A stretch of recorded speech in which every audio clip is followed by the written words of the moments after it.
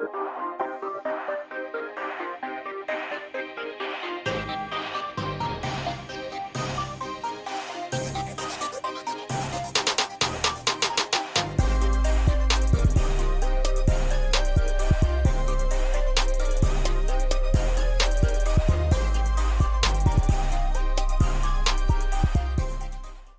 a Wall Pass Wednesday here on SDH AM. John, hear you there. Thanks for dropping by, as you always do. Here's the rundown for the morning. Tyler Pilgrim, as he always does, bats leadoff on Wednesday, so come in about 10 minutes.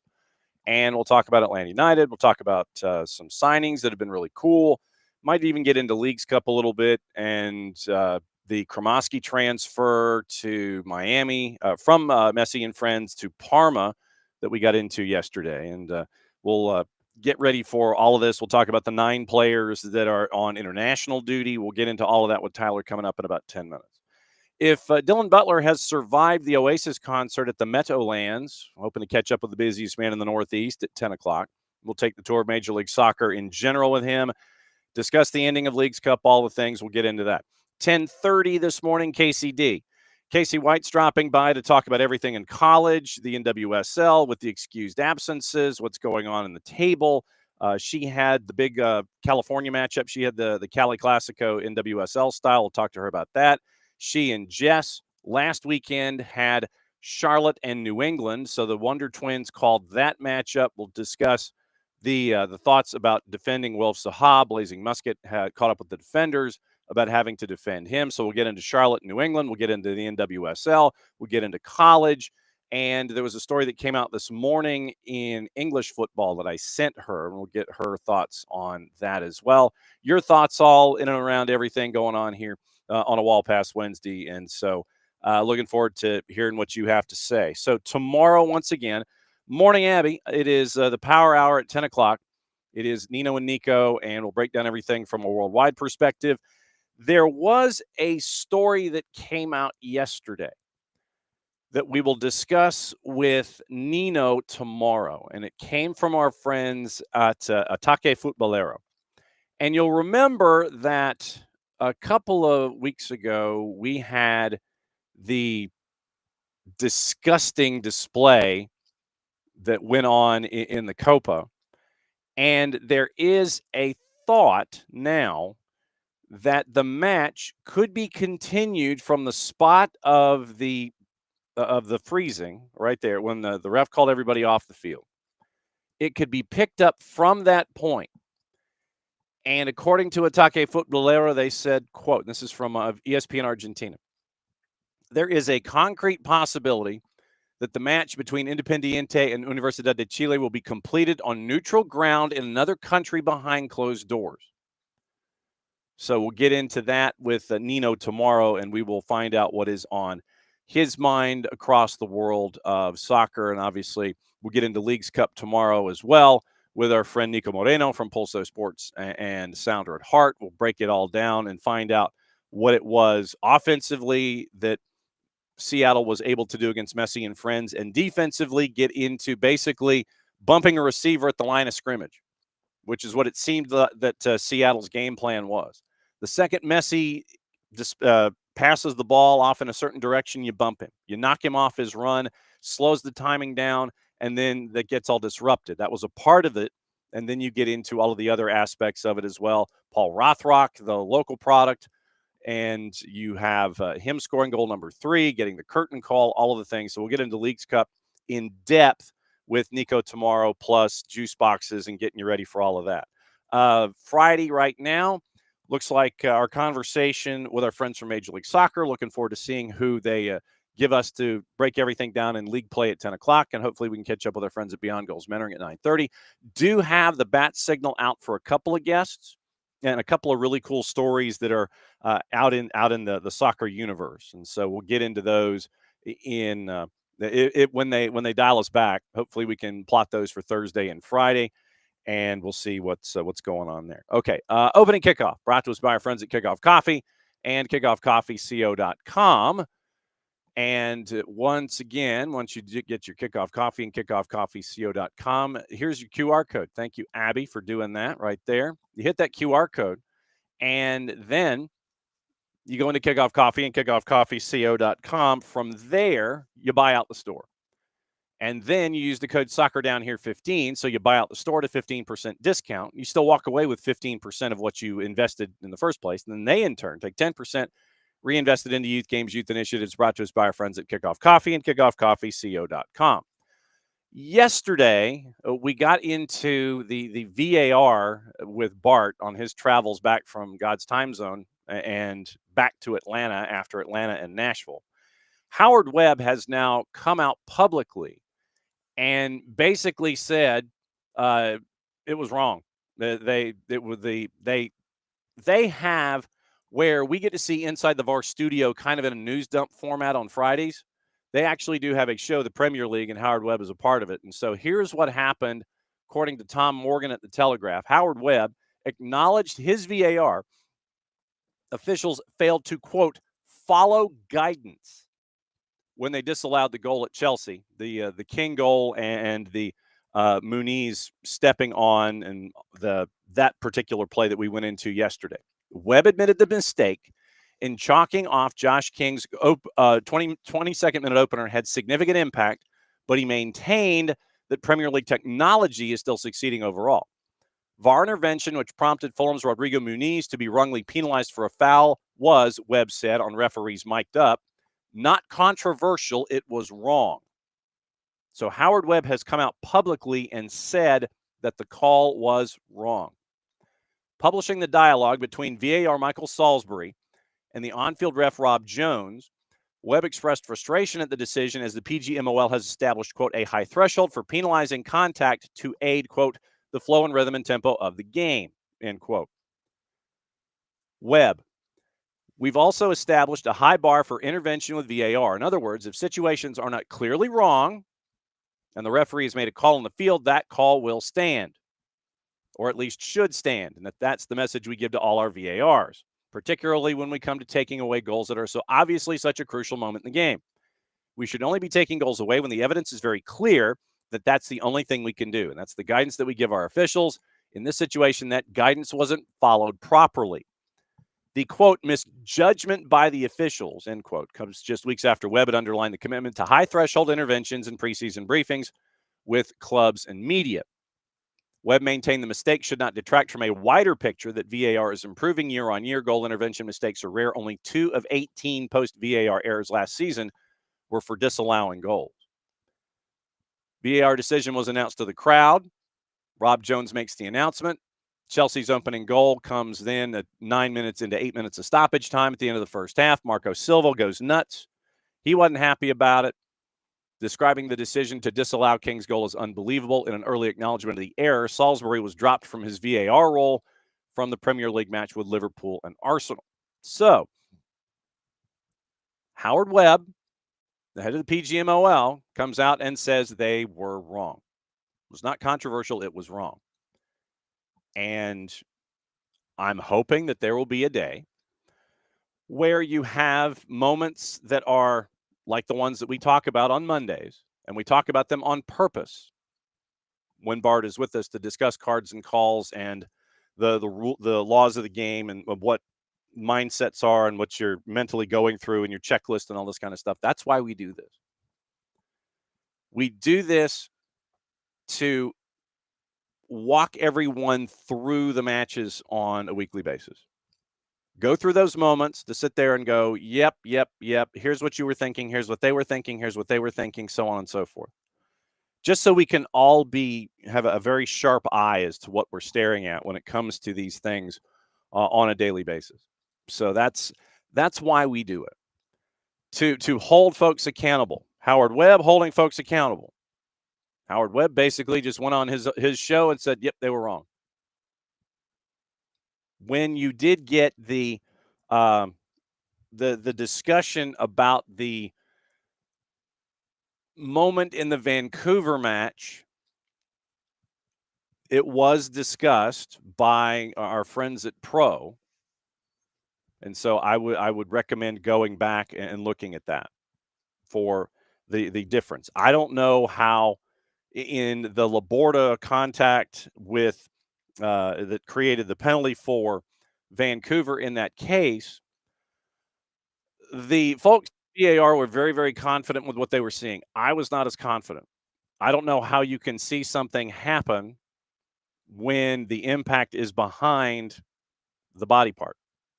You're assuming contact at that point. You're trying to re-referee things. But Howard Webb, PGMOL, he's like, nope, not controversial. It was wrong. That's opening kickoff. Brought to us by our friends at Kickoff Coffee and kickoffcoffeeco.com. There's your QR code right there. You hit that QR code, you go in, you start your day with Kickoff Coffee and kickoffcoffeeco.com. And then use the code soccer down here 15 at checkout. You get 15% off your purchase. They in turn take 10% reinvested in the Youth Games Youth Initiatives, brought to us by our friends at Kickoff Coffee and kickoffcoffeeco.com. There you go. All right. It is 10:15. Good Lord, John. Where are you? You're in Newfoundland or something? It's 9:15. Bat and leadoff, as he always does here on Wednesdays. Tyler Pilgrim from Scarves N Spikes. And we'll find out what cup of coffee he's on, considering last week, man was in a world of hurt. Yeah. It was a struggle last week. Mm-hmm. So I finished up number 1. Okay. And in lieu of the other cup, I have this thing. In lieu? Which has the same amount of caffeine as a cup. Okay. So I'm going to try it. All We'll right. see how it goes. Okay. I mean, look, I am not I am not above doing the smoothie route. I'm not above that. I mean, I would have to actually physically go into a store and actually buy said smoothie to go down the smoothie route. But no, that's a solid play at times. So I've had a few of these. I've never had this particular one though. Mm-hmm. So I don't know. We'll find out. I'm going to be the first one to say some of the other flavors really good for you. Taste awful. And yeah, so like I said, I mean, for me, I'll do the Lansdowne Farms, or I'll do Arden's Gardens or something like that. That's traditionally the route that I will go. And damn you, Arden's Gardens, for being as I'm not going to use the word addictive, but you continue to go back because of the benefits, and you're sitting there going, yeah, I probably need to go back down that aisle and grab that before I go. Yeah, it's worth it, even though they might be, ridiculously expensive. Yes, that is the other part in this. They know their marketplace, and they know that they can sit there and charge $72 for a smoothie, and people will buy them. Yep. Who made Sid made the trip to Nashville? Is that right? He did. Okay. So what did Sid's boss? Has Sid's boss acclimated herself to Sid's work schedule to where he's flying around the planet and not leaving? And it's like, oh, I got a game. Do we have any opening feedback from Sid's boss on his? No, we need to ask her and be like, hey, what are your thoughts? Yes. But no, I mean, he had been planning this one for a while. Nashville's the one that he tends to go to, and every time he's been there, something weird has happened. Was it 2 years ago when they had the 3.5-hour rain delay and the game didn't get done until like 2:00 in the morning? Yes. He was at that one as well.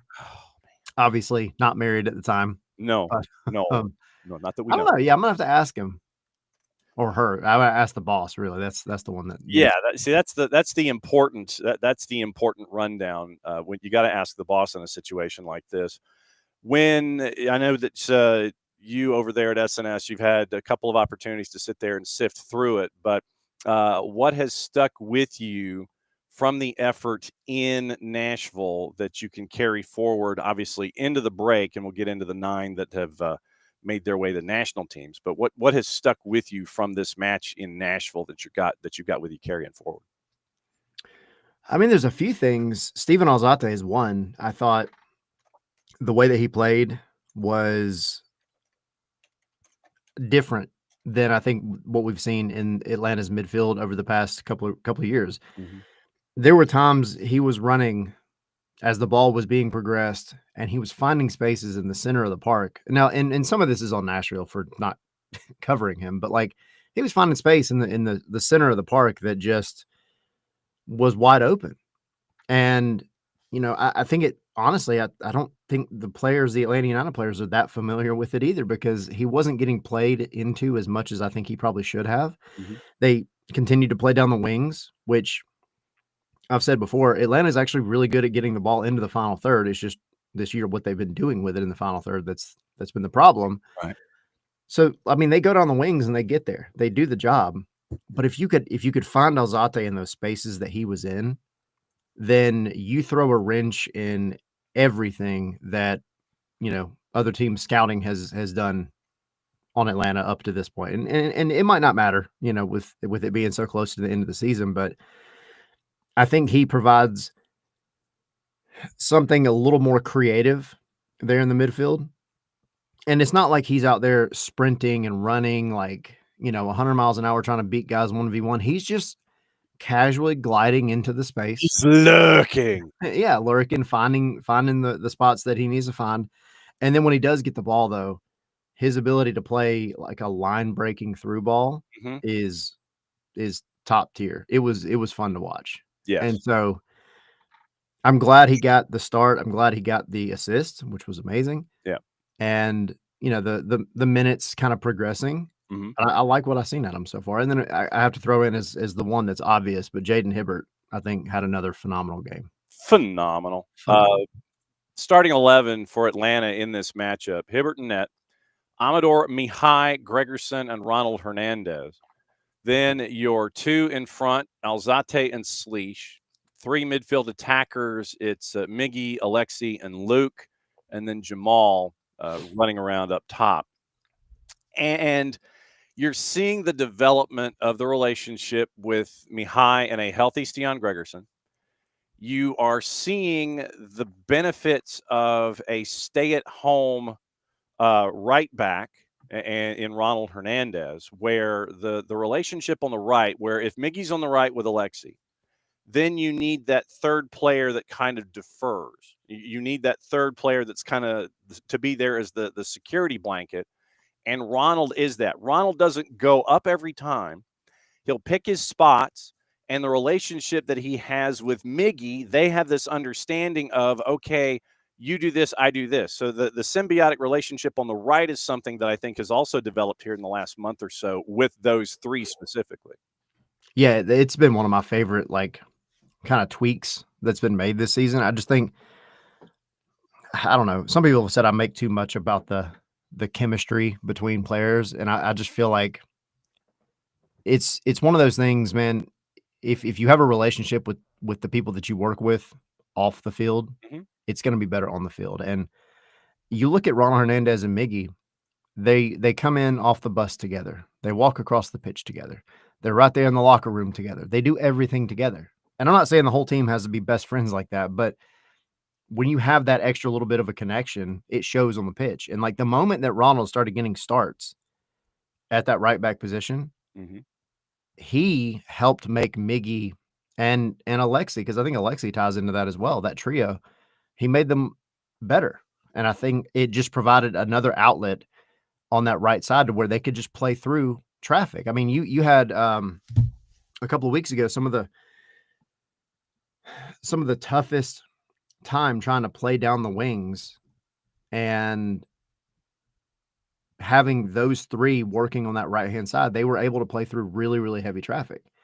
And it comes back to that connection. But yeah, I mean, it's nice too, because you don't run as much of a risk of getting caught way upfield with nobody back there. But I do feel better now. I mean, you have Stian and Mihai, who seem to be really, really developing a thing, which is great. And first of all, that's going to make it hard for Bertikal to really break in. Yeah. But that's what you want. Like, that's the competition that you want. And if Stian and Mihai are kind of the two, that's pretty good break glass in case of emergency, guys, for sure. But with Ronald being back there, I mean, he's been played as a center back for some reason in the past. He's been played as a left back. He's been played as a right back. He said he prefers playing as a right back. But he's going to give you that extra guy back there if you need it. But he's smart enough to know when he needs to go forward and get involved. And because you have that connection over there, I think it's a lot more seamless than it has been in quite some time. And the other aspect in this is that when you have Mihai out there, when you have Alzate out there, when you have Bertikal out there, when you've got Ronald out there, you're starting to see that sandpaper that we're talking about. How was the smoothie, by the way? It's not bad. Okay. It's not bad. You're starting to see bits and pieces of that sandpaper that we're wanting when it comes to somebody gets knocked down for a foul, and then the other folks are going to be like, all right, fine, I'm going to either hang on to that and give you a receipt, or there's going to be an instant recognition of what you just did to remind you that that's not a good idea. And that's another aspect of this that I think that folks are starting to pick up on, is that idea of, okay, now that's you're sticking up for folks now. Yeah, because you're not just sitting idly by while your teammate gets flattened and giving off the wrong message to fans, and I feel like to the rest of your players. At this point now, yeah, you're seeing a little bit more of that quote unquote a-hole that Dallas said he wanted. And so, Mihai was brought in, a lot of the reason, not just because of his talent as a center back, but was because of his leadership. And then if you go back and watch the nonstop access that came out, Yep. he's given the pre-match talk, the pep talk in the locker room, which I think is great. And he uses the word fight a couple times. And it's just little simple things like that, man, like that you have guys come in and they can change the culture pretty quickly if they're the right fit. And I'm not going to sit here and say undoubtedly they're the right fit. I want to see what happens going into 2026, but I think it's an improvement for sure. And I think, yeah, Stian, he's not going to take any crap. Was it this game that it might have been a couple of games ago, I can't remember now, where he made like a 70-yard run tracking back after getting fouled to essentially, I'll use this term, and it was more than this, but body check somebody at the top of Atlanta's own box. It was a receipt. It was. And it made me so happy to see. I was like, you know what? I actually don't even think it should have been called a foul, but it was. But I don't care, because like that's the kind of stuff I want to see. Bring the receipts. So yeah, Stian, Mihai, we see it. You definitely see it with Ronald, because he'll bleed for the club.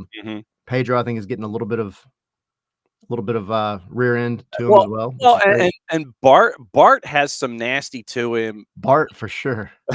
And and the thing is about Bart sometimes is that you'll see that Bart's got a bit of a long fuse, and then when it's lit, he's just like, all right, fine, let's go. We're on, let's go. And I'm going at you 100. I'm going at you 100 miles an hour, and so we'll see what happens. And so you're seeing folks.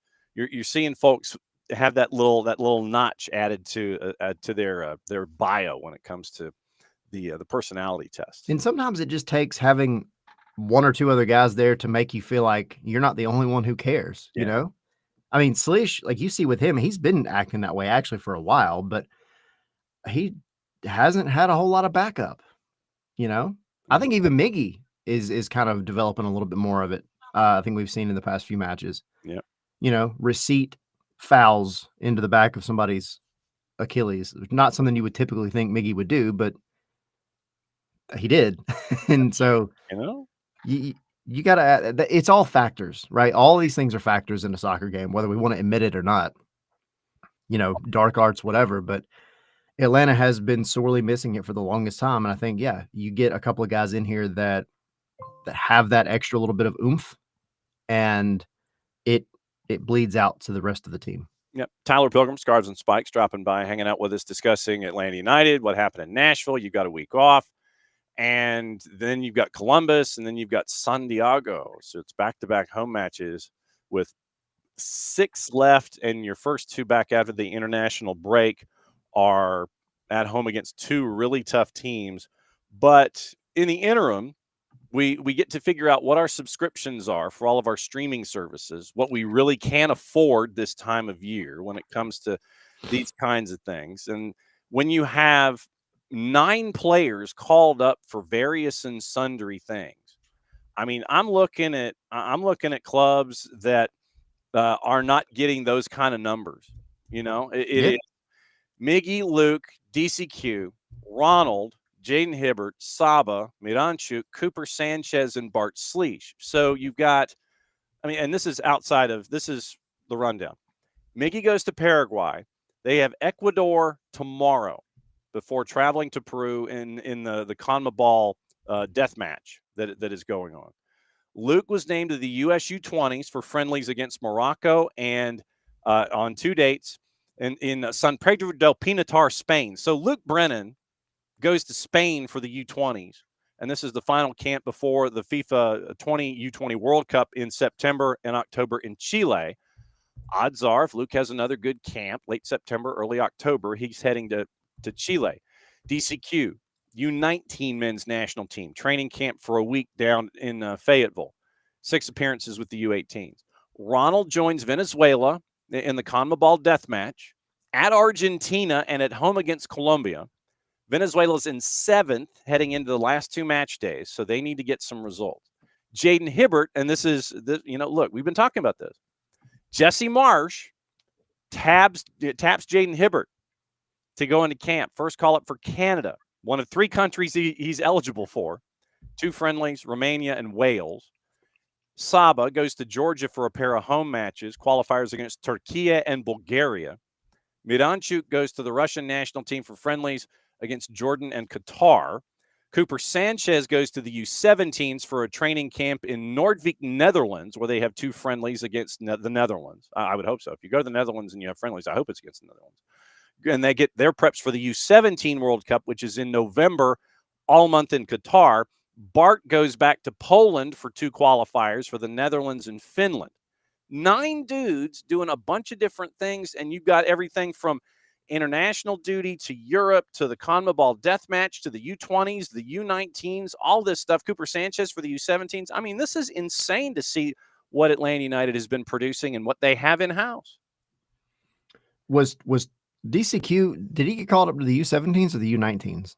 U19s. It is. Okay, so that's who's coaching the U19s? Let's find out. Rob Valentino. Oh, that's right. So there, he gets a little bit of a homecoming. But no, I agree with you. I think you've basically run the whole gamut of possibilities in this this international window. I mean, like, they are all over the place.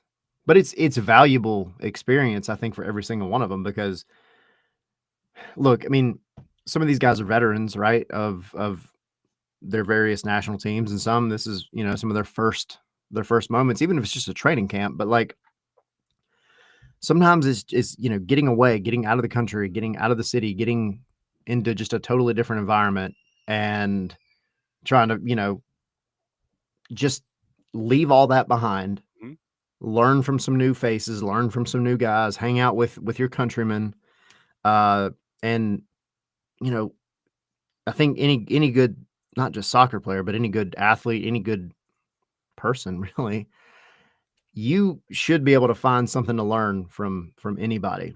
And these call-ups are, by definition, some of the best in the country. And so you're surrounded by some guys that are better than you.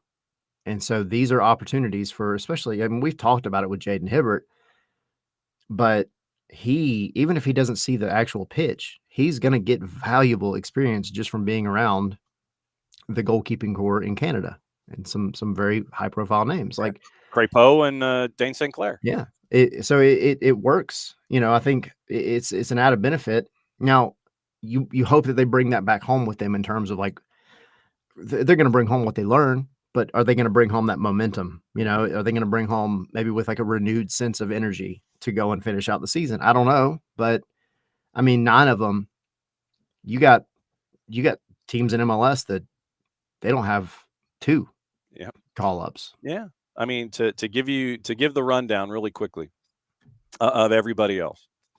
9 for United, 6 for Austin, 3 for Charlotte, 1 is Berkemas, who's a U17. 2 for the Fire. FC Cincinnati's got 6. 2, one's a U21, and 1 is Steven Jimenez, who's a U20. Colorado's got 3, 2 U20s. One of them is Noah Cobb. Crew has 6. FC Dallas has 2. DC United has 3.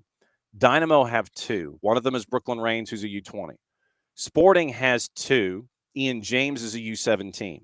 Galaxy have 3. 2 of them are U19s, and Joseph Paintsil goes to Ghana. LAFC has 5. Inter Miami, so Messi and friends, have 8.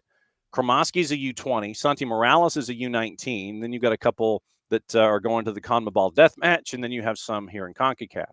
Minnesota United's got 5. CF Montreal has 3. Efren Morales is one of them. Nashville has 6. Revs have 3. Red Bulls have 8, but one's a U21 for Poland. 3 of them are USA. 2 are U17s for the US. One's the U20. NYC, 9. You have 4 that are U's. Drew Bayera and Jonathan Shore are U19s. Maximo Carrizo is a U17. Ilenic is a U21 for Slovenia. So 9 for NYCFC. Orlando City's got 5. Philadelphia Union have 8, and 5 of them are USA U's. Nathan Harriel is the only senior call-up for the U.S. squad. You've got 3 for the U20s, 1 for the U19s, and Kevin Sullivan, who's a U17. Timbers have 4. RSL's got 7, and 1, 2, 3, 4 of them are USA U's. San Diego's the only one that has more than Atlanta United with 10, but 4 of them are USA U20s. Bombino, Fari, Pedro Soma, and David Vasquez. San Jose has 5. One of them is Joseph. 3 of them are U20s. Seattle has 5. One's a U20. One's a U19. Obed Vargas is a Mexico U21. 2 for all caps. 1 for Toronto, Richie Larea, who just fell down again. And the Whitecaps have 8. And you've got a couple of U23s and U18s and Berhalter and Blackman for the U.S. So only one team in Major League Soccer has more call-ups in this window than Atlanta United, and that's San Diego, and 4 of those are U20s. Yeah. I mean, and Atlanta's been consistent with this kind of thing, though. I mean, you have tons of talent. And I think, importantly, you have some of the U's, all of which have come up through this academy, in this pipeline, in some way, shape, or form. So, yeah, it continues to show how well that aspect of the club is. And I mean, these guys that are getting the call ups, Slish, Saba, obviously Miggy, Alexi, like the talent's there. It's just not, this season has not been it. We know this. Like, this is not breaking news, but like, what? Yeah, it's just got to come together here, because when you see them go play with their respective national teams, like they're playing well, right? When they get minutes, they're playing really well. And so, and I got to say this too, like when they're here, for the most part, I'm not saying all the time, for the most part, the individual talent, the individual kind of moments that you see in soccer games, right, where it's not about the tactics or the formations or the whatever, it's about what they're individually doing on the ball. A lot of times, I mean, that's some of the best you'll see, some of the best first touches, some of the best passing, everything else. It's the final product that's really struggling. But what's really not happening this year for Atlanta has been just the whole team aspect of it. It hasn't come together as a team. But individually, these players are really good. It's just got to come together for the squad. Yep. And that's the, with the handful of matches you've got left, you get to kind of see what they look like with the new additions and finally getting acclimated to one another. And like I said, I think that if you take that Nashville match in a vacuum and you sit there and go over what we talked about in the first half hour, where it's Mihai and a healthy Stian Gregerson, Ronald Hernandez out at right back, Alzate with the set piece with the ridiculous touch that was on it, and having Ronald anticipate where that was going to be and hit it past 20th century railroad villain Joe Willis. All of these pieces that you're seeing, they're coming together, and I know that everybody's sitting there going, well, after 25 matches, it should have been after match 2 or 3 or what have you. So no, I understand the frustrations that fans have, but you bring in these additions and you're seeing them come to the fore, and you're looking for momentum heading into 26. I think that's where you are right now with the over frustrating start that happened here in 25. Yeah, I mean, and it's kind of like what I asked Dyla about last week after the match. It was essentially, are you looking at this as a extended preseason going into the next year? Because I mean, no coach is ever going to come out and be like, well, yes, we've kind of wrote this season off. Right. But the writing is on the wall. Like, everybody knows this. We're not dumb, So at some point you eventually have to say, all right, we're turning the page and we're getting ready for next season. And that's essentially kind of what they're doing now. I mean, but you see signs. You see, like I said with Alzate earlier, that's a positive. That's something to hang on to. Mihai and Greg. Ronnie has said that Steven Alzate is not fully fit and that he could be one of the best midfielders in the league. Yeah, that's tall words for sure. Yeah, and but I think I like what I've seen out of him. But then you have Mihai and Gregerson, that pairing. I can't wait to see more of Berikal when he gets fully fit as well. He's not fully fit either. And then I think the biggest question mark is going to be how many players that you have potentially leaving at the end of the year. Right. And that does give a lot of insecurity to a team. When you have, you want these things to be staggered, right? You don't want to lose a quarter of your squad at the end of a season, because what that does all season long is it gives this sense of, what am I going to be doing in my future to the player? And I think you see that stuff on the pitch. Some will respond to that positively and go and ball out because they want to secure their next contract wherever it may be. But it's a natural human reaction to also kind of maybe back off a little bit and kind of wonder, what am I doing next? And so, yeah, I think like that's the biggest kind of variable question mark in the offseason. But as far as like what they can do now, it's things like Alzate getting fit, developing the chemistry, the connection, figuring out exactly who needs to fit where, and what you can do to come out that first match in 2026 and completely wipe away 2025. To answer everybody's questions on the reminders, Brooks, contract through this year, option for 26. Let's see, going down, Jamal, contract through 25, option for 26. Josh Cohen, contract through this year, option for 26. Brad, through this year. Ronald, contract through 25, option for 26. Supplementals, Matt Edwards, through this year, option years 26, 27. Jay Fortune, as a homegrown, contract through this year, option for 26. You've got Jaden Hibbert through this year, option years 26, 7, and 8. Same for Will Riley. And Togashi, contract through 25 and an option year for 26. So that's what's left on the table from what you had earlier in the year, where it was another 4 or 5 players that you had to have decisions on, and they have been sent on their way to other pastures. And so that's where those are the decisions that you're looking at for this front office here in the offseason. It's not what 15 or something, or 12 or 13. It's obviously in the neighborhood more of 8 than it was 12, but it's still decisions that have to be made for basically a third, or 8 into 30, quickly 20 something percent of your roster that you got to look at. So it's key numbers and names, but one of those decisions that was made for Atlanta United, the twos keep James Donaldson in house. 16-year-old keeper becomes a homegrown signing New Year's Day of 27. So he is through the 26 MLS Pro season. He's under contract with the twos. Joined from the academy in 21 as a part of the U13s. U16 academy team, 7 shutouts in 25. 25 GA Cup, part of the U16 team that made it to the semis, beating the Loons and Club America.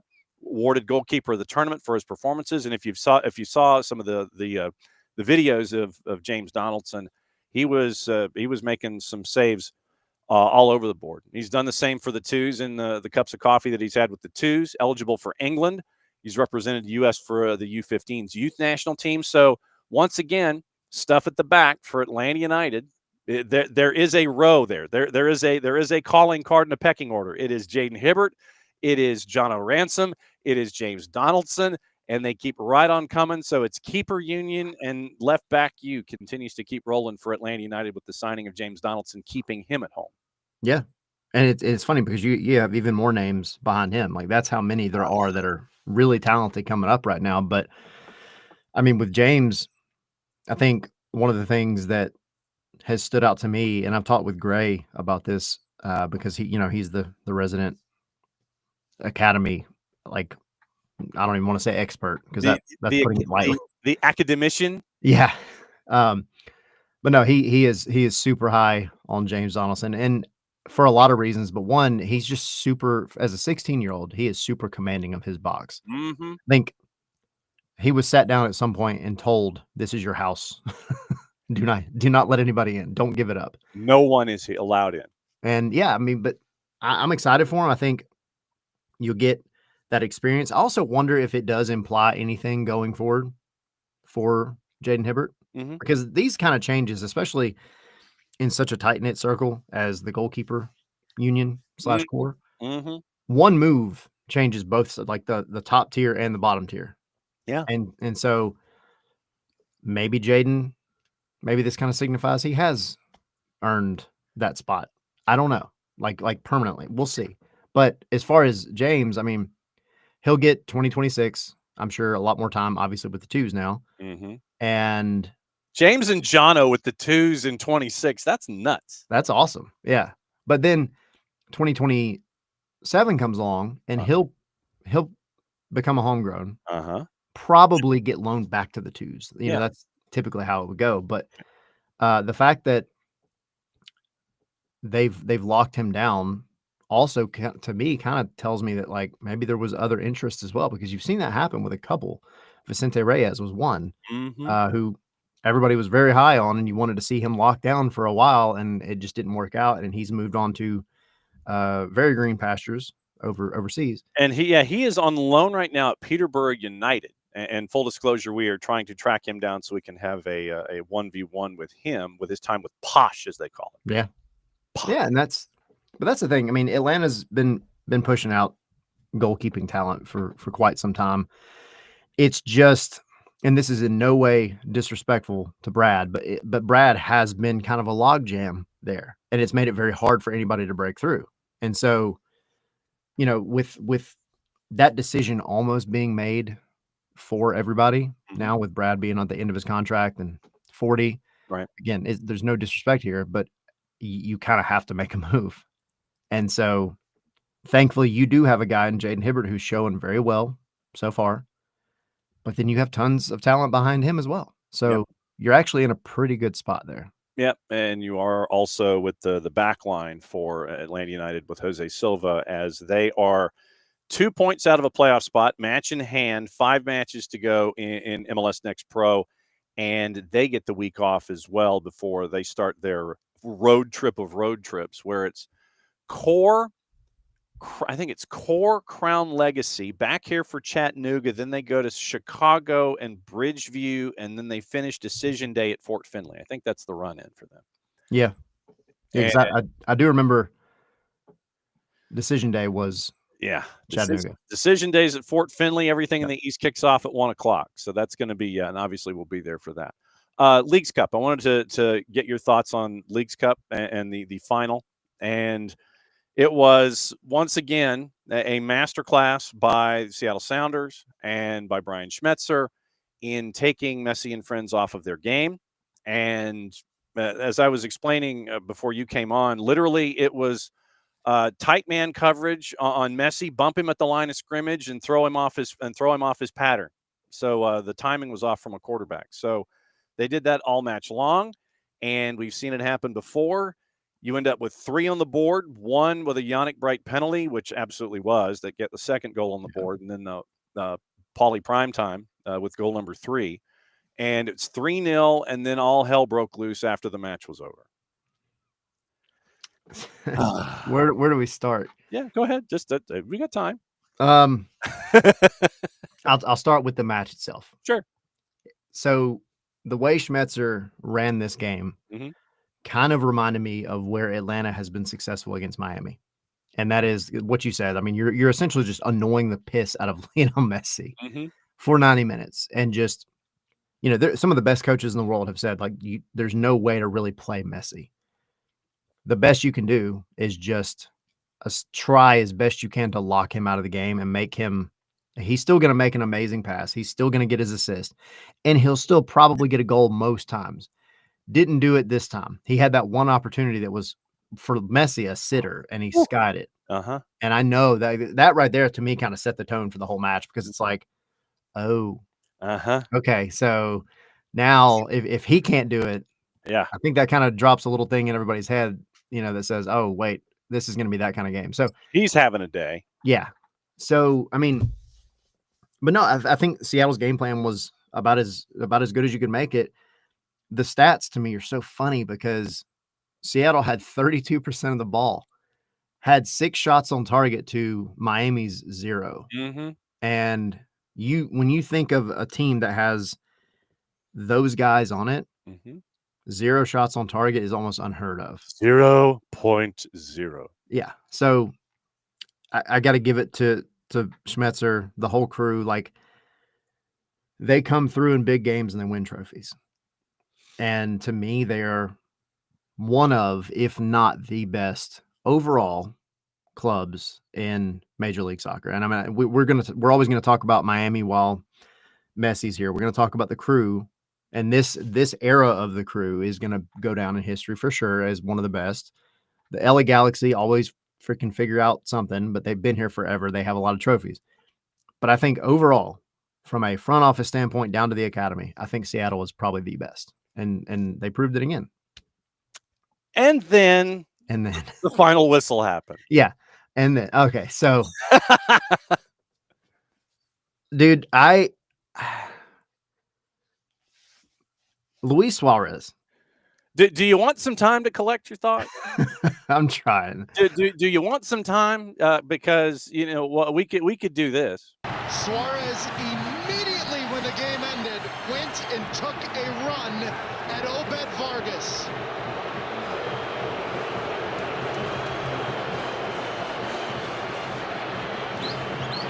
As ugly as it gets. As ugly as it gets.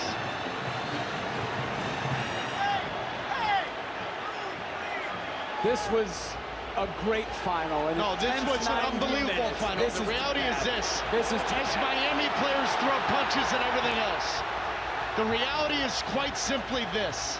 You had your chances to tie the game. You had the chances to play the game when the whistle was in the referee's pocket. When you do it after the game, you can miss me with the baby games. What a disgrace. Taylor Twellman, by the way, on Apple TV Plus and MLS, he was fed up. I think everybody was like, because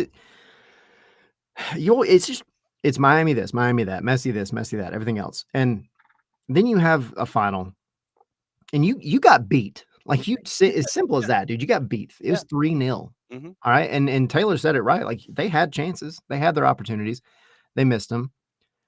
But then you come up after the whistle, you start running at what is he, 16 or 17 now, Obed Vargas? Yeah. Acting stupid to him, and then you go after the one of the coaching staff members for Seattle and spit on him, and that's the moment I'm like, dude, he's gonna do it to the right person one day, and that right person probably is gonna get suspended as well, because they're gonna lay him out. He's gotten away. I say gotten away. I mean, he's been punished, but he's gotten away with so much garbage, trash behavior over the years, biting people, spitting on people, dude. That you know who else does that? Rabid animals.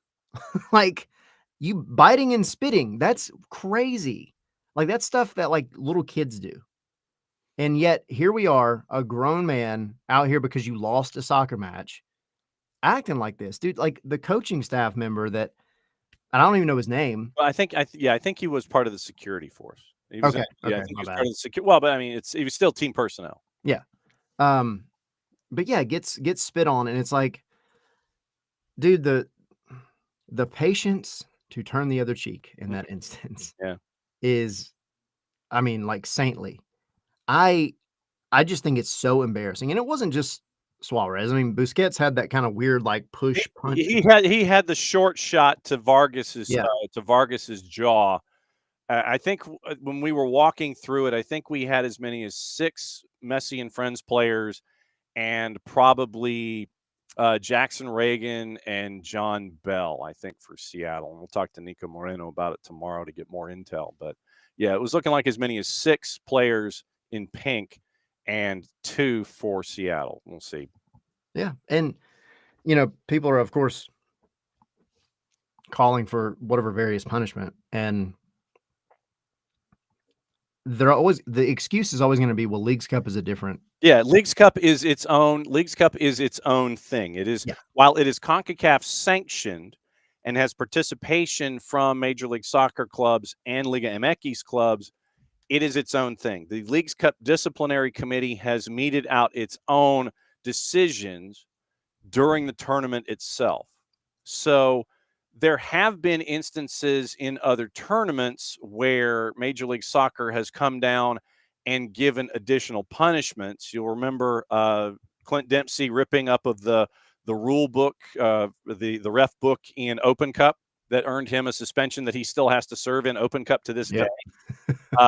MLS added matches to that. And then Mike Petke, when he said some things to some fans, I want to say it was in Harrison, New Jersey, when he was head coach of the Red Bulls, that got him an additional couple of matches outside of an MLS competition. So there is precedent here, but we're waiting to see what Leagues Cup Disco will do in this case.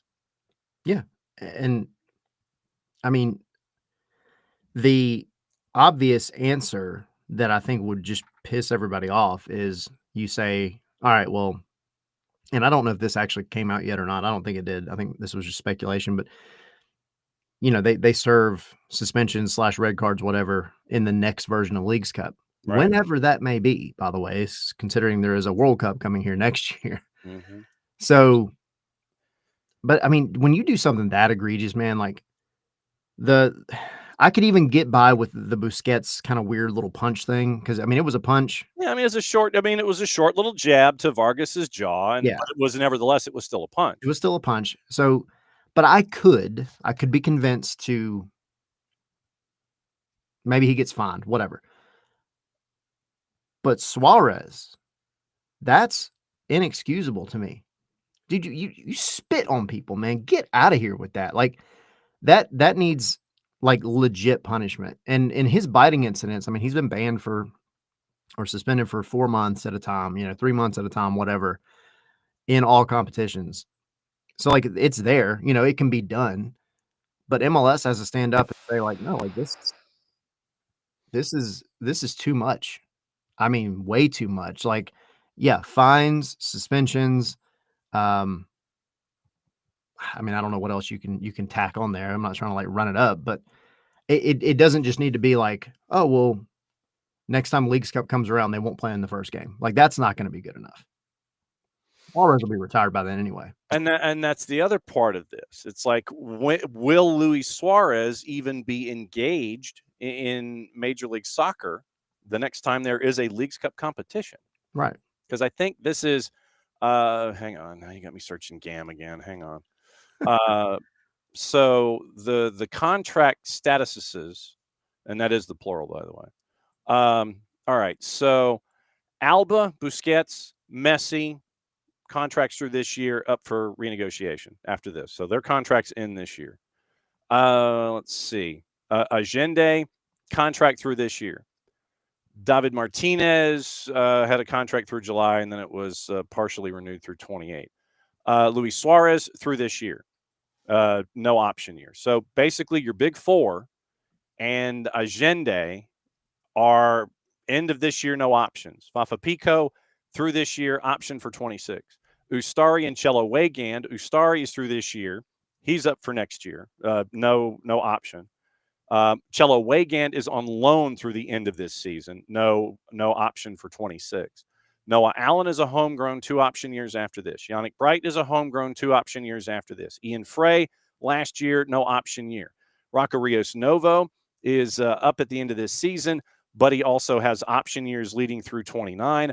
David Ruiz, option years 26 and 7. Ryan Saylor, done after this year. So that's what you're staring at with Messi and friends, and Rodrigo de Paul is, I think, a 3.5 after this year, or 4.5. So your big four, all their contracts are up, and so this is where creative accounting would happen with your big four and some other dudes for Messi and friends coming up for 26.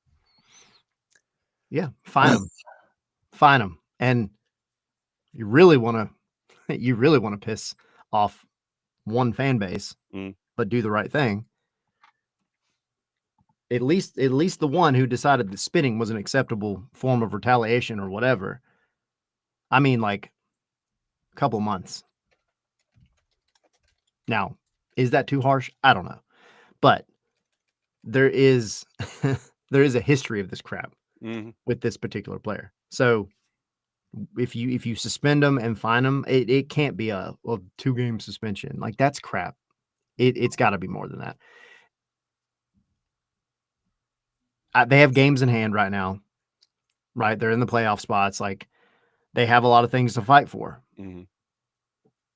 This 38-year-old, or however old he is at this point, has to learn that, like, at minimum, dude, you are a public figure next to Lionel Messi on one of the biggest soccer teams in the world now because of the fact that Lionel Messi and you were playing on it.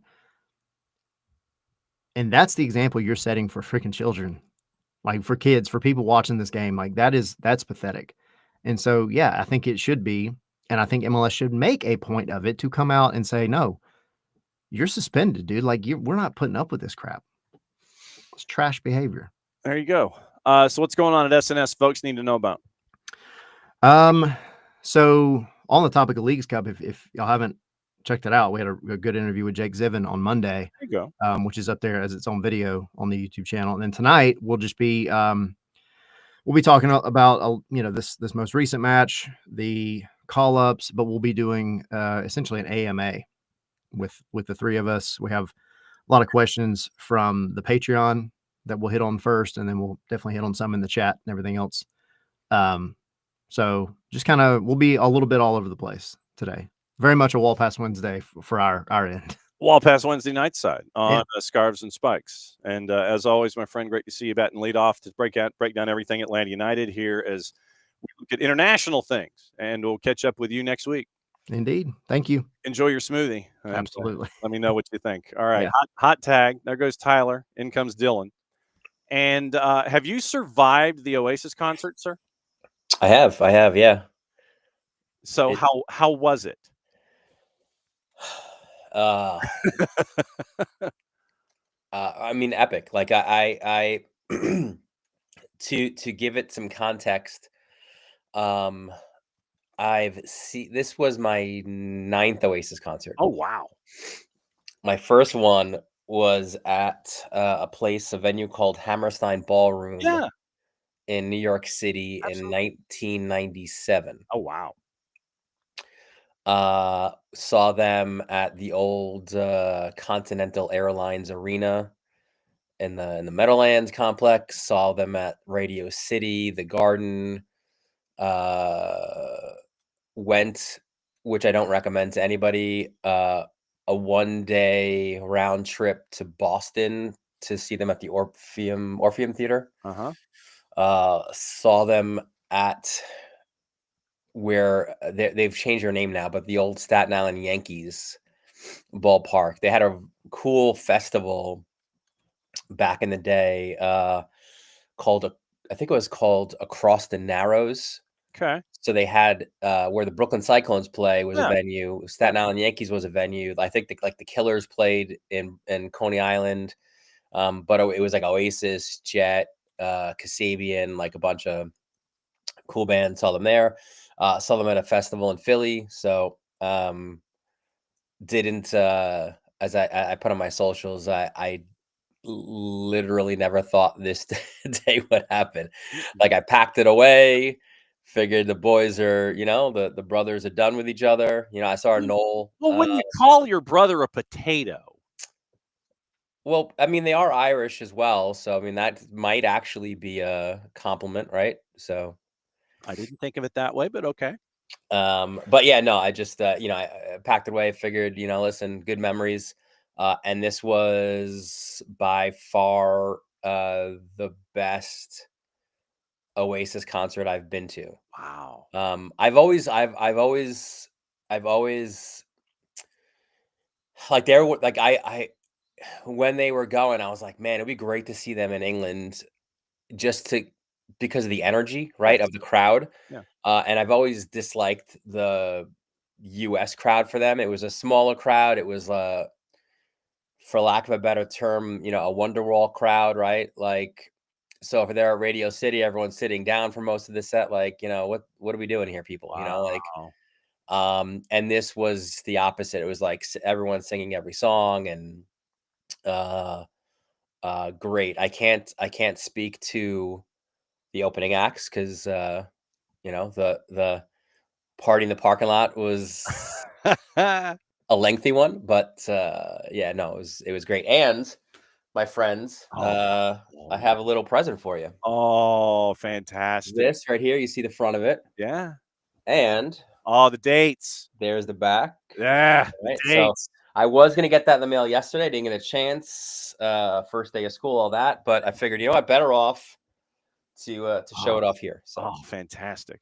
You are undoubtedly the man. I was in the queue, full disclosure, for the Soldier Field dates, but it would have been get in price, and it would have been like top 3 rows in the spaceship at Soldier Field. And I was thinking of, okay, ticket outlay versus flying versus hotel, adding all that stuff, and it would turn into something cost prohibitive. So yeah, no, I was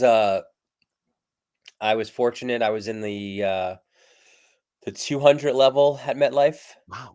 So not that I used it much, but a nice cushiony seat, an air conditioned club inside. Wow. So when it was funny, you had emailed me and said, "Oh, you survived the queue for the merchandise," and actually it was right there. It was like super easy. Like it was just right inside the 200. So no line, no wait. Fantastic. Monday, Big Ben decided to chime, I guess. There was no outside shot at 2:00 in the afternoon, our time. But deadline day ended, and Alexander Isak in, out, finally out.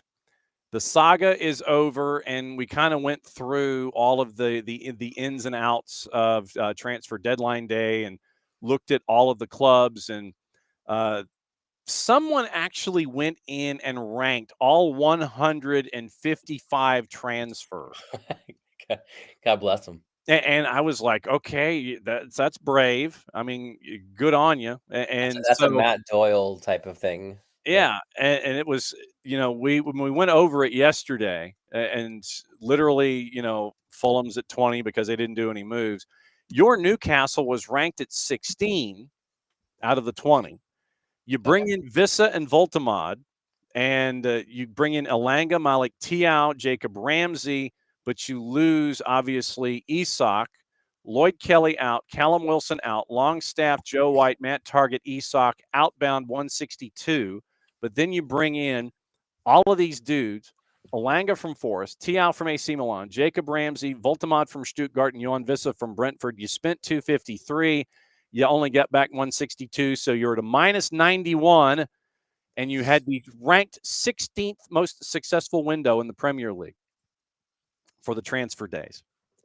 But and you had to have the deal got done, Isak out the door, and the saga is over, and now you've got to figure out what your attack is going to look like.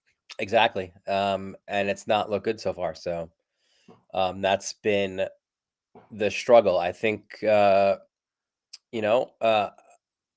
some on here will probably back me up, but I would put Newcastle's midfield up against anybody in the Premier League. I like our defending. I like our back line. It's now just it sounds easier, easier said than done, but now it's a matter of getting the ball in the net. We need some continuity there. So like, obviously, without Isak, and he was not there in the preseason. So, they had an opportunity. They knew the situation, but but now you get the strikers in that you want, and let's get them to work. Let's get them to the training ground. Let's get them all on the same page, and hopefully that part of the game starts humming. Yeah, and that's what you got to get into. And this goes as far back as May of 24, when Newcastle was trying to avoid PSR. You start the asking price at 150, and then you sell Elliot Anderson, Yakuba Minte to a couple of clubs. And so literally this goes back over a year when you were trying to figure out how you could make things fly under PSR with Isak, and promises made by folks no longer in the front office. And feeling aggrieved and not going to award ceremonies and coming out on Instagram. And it was basically days of our lives involving Alexander Isak. Did you see that? I don't know if you were watching that portion of the deadline day, but the Newcastle, the Newcastle reporter. Oh, Keith Downey, he was over it. He was great. I love him. But did you see like they panned over to the gate, and there was a sign the fans put up, and they said it said something to the effect of Isak is a rat. Wow. Yeah. Wow. But yeah, Keith Downey was kind of over it because he was just at the car park in the parking lot the entire time and nothing was happening and nothing was moving. And he was just, you could tell he was just getting frustrated. Back when I was kind of regularly on the beat, like Red Bulls NYCFC, I used to always say, I wish somehow we did that, like in MLS, like that whip around to the different, awesome. Right? Like I'm outside the gates here, and it's like the gates are closed. It's like nighttime, nothing's happening. And nothing. It'd be interesting too to see what who gives who, like what kind of access, right? Some of these reports are coming from inside the grounds, somewhere in the car park, like it'd be interesting to see like who has who inside and who has who like out on like Route 22. Yes. Speaking of clubs up in your part of the planet, Emil Forsberg, we haven't had the chance to really get into this a little bit, but Emil Forsberg went over to the supporters for Energy Drink NY, and they had a bit of a come to. They were having conversations, and Forsberg was listening, and he was imploring the supporters to stick with it and do the same. Is it that bad right now with Red Bulls? I mean, it's not good. Yeah. It essentially stems from just a kind of a lack of access or lack of accountability from the front office. In this world we're in, it's you would expect answers, and so many clubs give it right after the window closes. There's a sporting director, there's someone there to say, yeah, we tried to get X or we tried to do Y, we really like what we did in this window, but there was no one to answer those questions. The only response, or there was a canceled possibility, and then the reschedule or the makeup for it was, the head of sport to Red Bull Radio. Like, again, there needs to be accountability, I think, and that's what Red Bull fans are frustrated with. And it's been, this is I don't know if it's the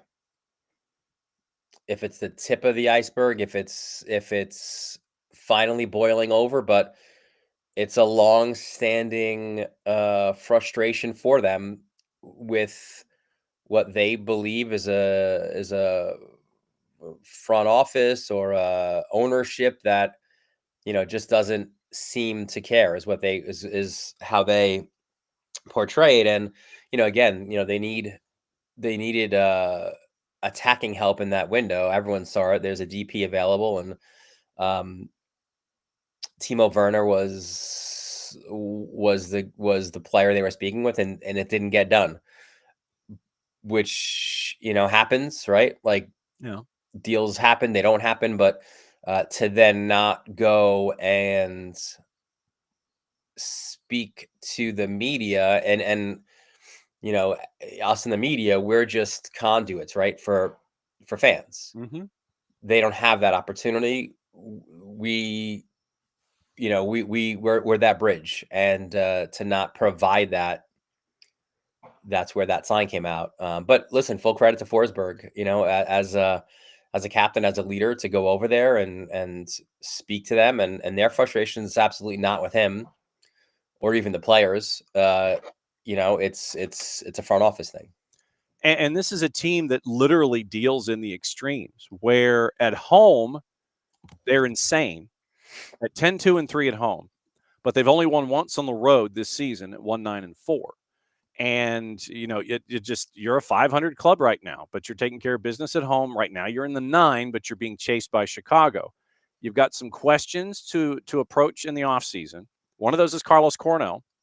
Kyle Duncan is at the end of his deal. He's got an option year. Cornell out of contract, period. Sean Nealis, option year. Tim Parker, option year going in. Then you've got Marcucci, who is dealing with the nasty injury that he had. And you've got 2 more option years for Marcucci after this if you pick them up. Ofori has an option year for 26. Peter Stroud has 2 more option years after this. And so there's some questions there. And, Eric Maxim Choupo-Moting and Emil Forsberg have contracts through next year with options for 27. So there's some stuff that Red Bulls can tweak, but there isn't really any like marquee stuff that they can chase after because of contract statuses with the players they have in-house. I mean, they've got questions, but they really don't have a whole lot of wiggle room, it looks like, to try and figure out how to fix those issues. Yeah, no, it's I was going to say, am I wrong in that? No, I don't think so. I mean, obviously they felt they could have gotten they wouldn't have pursued Timo Werner if they didn't think they could have signed him, obviously, right? So done the DePaul or done the Mueller where he's a GAM this year and then you turn him into a DP next year if you're going to stick with because you've got the 1 DP slot available. Or a nice loan from where is he with Leipzig right now? Yeah, so you've got the 1 DP slot available. You could have slid him in there, or for the sake of salary and average cost, the parts per year on average, the AAV. I was trying to think of the hockey term. The AAV on Werner, you could have slid him into the DP slot without any problems, or you do the DePaul and average him out. But so the space is there for that DP. You had a little bit of GAM, so I mean it is interesting times. I think in Harrison, New Jersey, and with NYCFC, they went 2-4, and it's 2 designated players and 4 on the U22s. They've got a U22 slot available. Talis Magno is listed as a young DP, and Thiago Martins is a DP with an option year. You have Justin Hack, who's out of contract, Maxi Morales out of contract, Kevin O'Toole has an option year, same with Andres Perez and Burke Risa. 2 option years for Tanasiewicz after this season if you pick him up. You have 1, 2, 3, 4, 5 in supplemental that you have option years with if you want to pick them up, and then you have players that are off roster that are homegrowns too. So I mean, NYC's got international slots. They're 2-4. They could bring in another U22. So, I mean, NYC, as they're building Dylan Butler estates, I guess are they kind of saving their pennies so they can make the big splash going into your new barn? There will be there. It's not. I don't. I didn't speak to anyone in the front office today or anything, but there will be a big splash. There's no doubt about it. Who would your gut tell you that it? Well, I mean, part of it could be a managerial thing, right? I've always said, Pep. Yeah, I've always said Pep would maybe be one of the first to step in there, but I don't know. Holland, maybe. Yeah, well, I mean, if you slide somebody over from inside CFG, and you sit there and you figure out what your DP situation's like, then I mean, you could declare 3-3, and then you'd be okay with your splash. But no, I am intrigued to see what City Football Group does when your building is unveiled to figure out what that big splash is. You bring back Tati Castellanos, maybe. I don't know. Maybe. I did want to get your thoughts on Leagues Cup. I mean, it's been a topic of conversation last couple days, obviously, with what happened on the weekend. And I wanted to get your thoughts on the match itself. And like I said, we'll talk to Nico Moreno tomorrow about it from Seattle. But I wanted to get your thoughts on the match itself and what Seattle did, and then obviously what happened after the match as we kind of wait for Leagues Cup Disco to figure out what, if anything, they do. Yeah, I mean, again, to be fair, I'm not sure what song I was up to during the match itself, but that was the same night as the Oasis show. So, right. Yep. I think while I was singing "Slide Away," so was Miami's chances of winning Leagues Cup. There you go. But listen, we spoke about it last week. It was an intriguing matchup, right, of different styles and team building, and it was, ultimately, to make it very, very basic and simple, it was the best player on the planet against the best team in Major League Soccer, right? Right. And it was the team that won, right? Like, you look at the guys who scored the goal, like Paul Rothrock, right? What a moment that was at the end, right? Like, the atmosphere, and I was, again, just kind of going off the highlights, but it seemed to me, also Seattle, maybe they figured out the formula to at least slow down Messi, right? Like, Well, and the back line still has problems. Boy, do they still have problems. for sure, 100%.